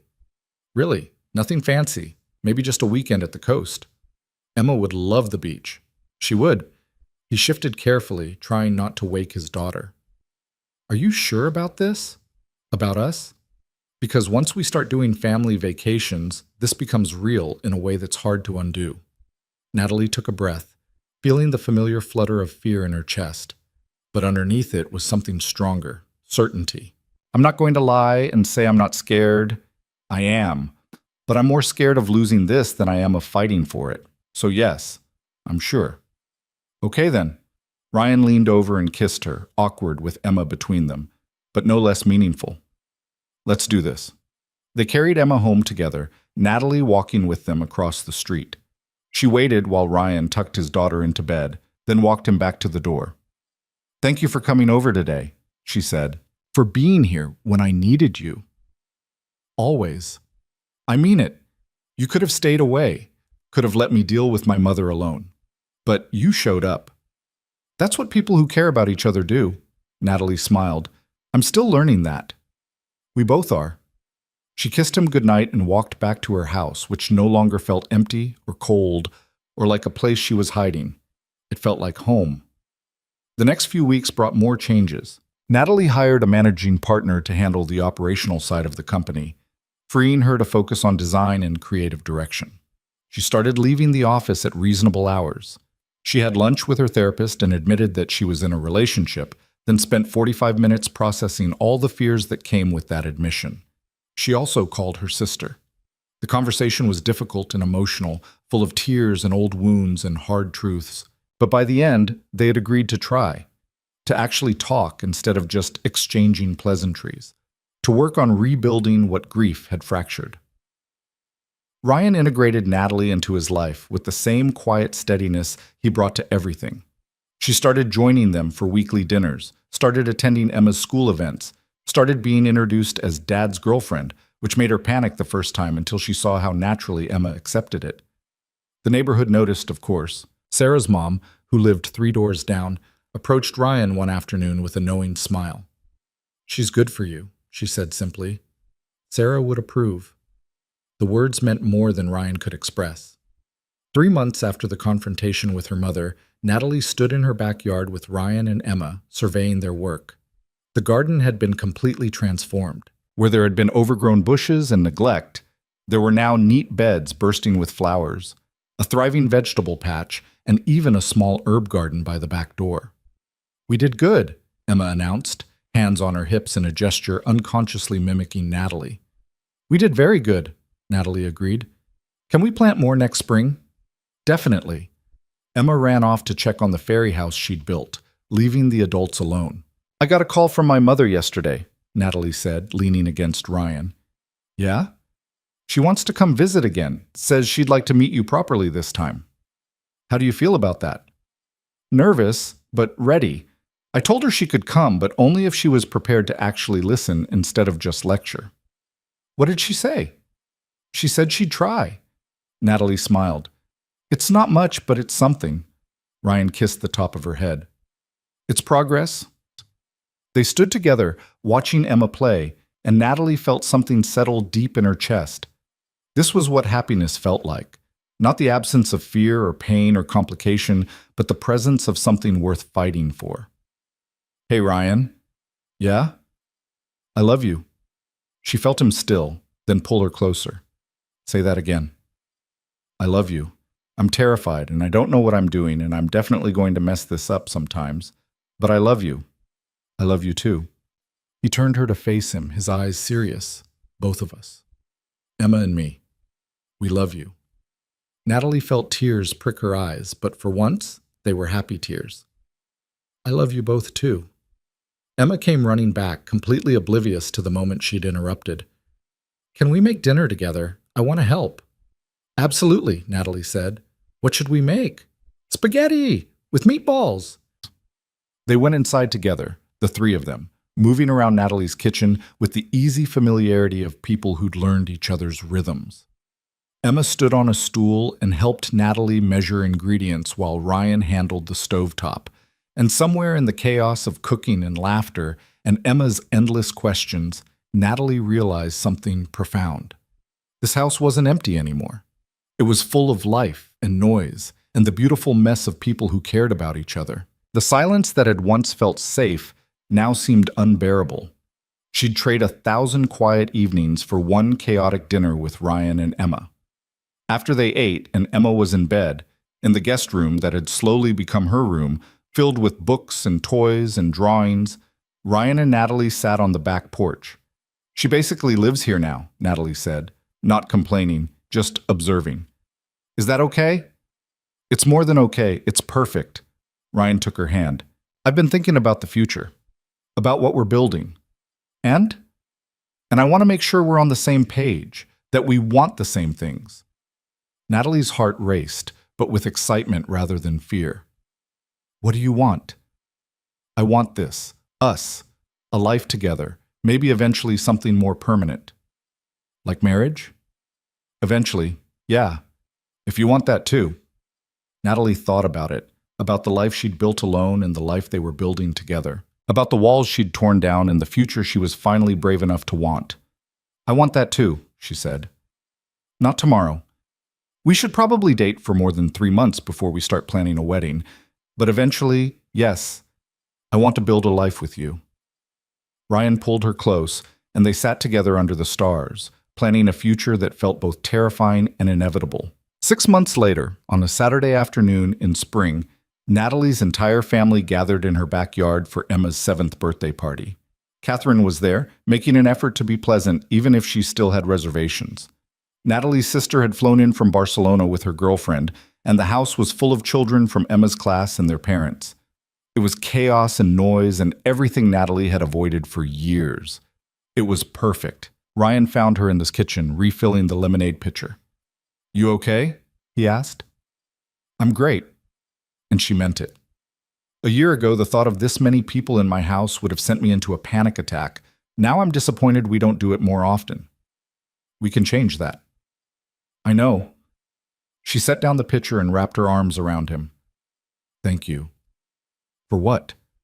"For knocking on my door 2 years ago and refusing to let me hide anymore. For being patient while I figured out how to be a person again. For loving me even when I was too scared to love you back." "You make it sound like I did you a favor. But Natalie, you saved me too.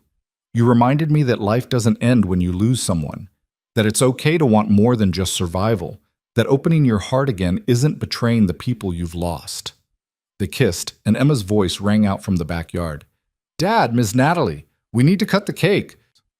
They walked outside hand in hand, and Natalie looked around at the garden they'd built together, at the people filling her yard, at the life she'd constructed from broken pieces. The house across the street was no longer silent. It was full of laughter and light and the beautiful, messy reality of people who'd chosen each other despite every reason not to. It was finally a home.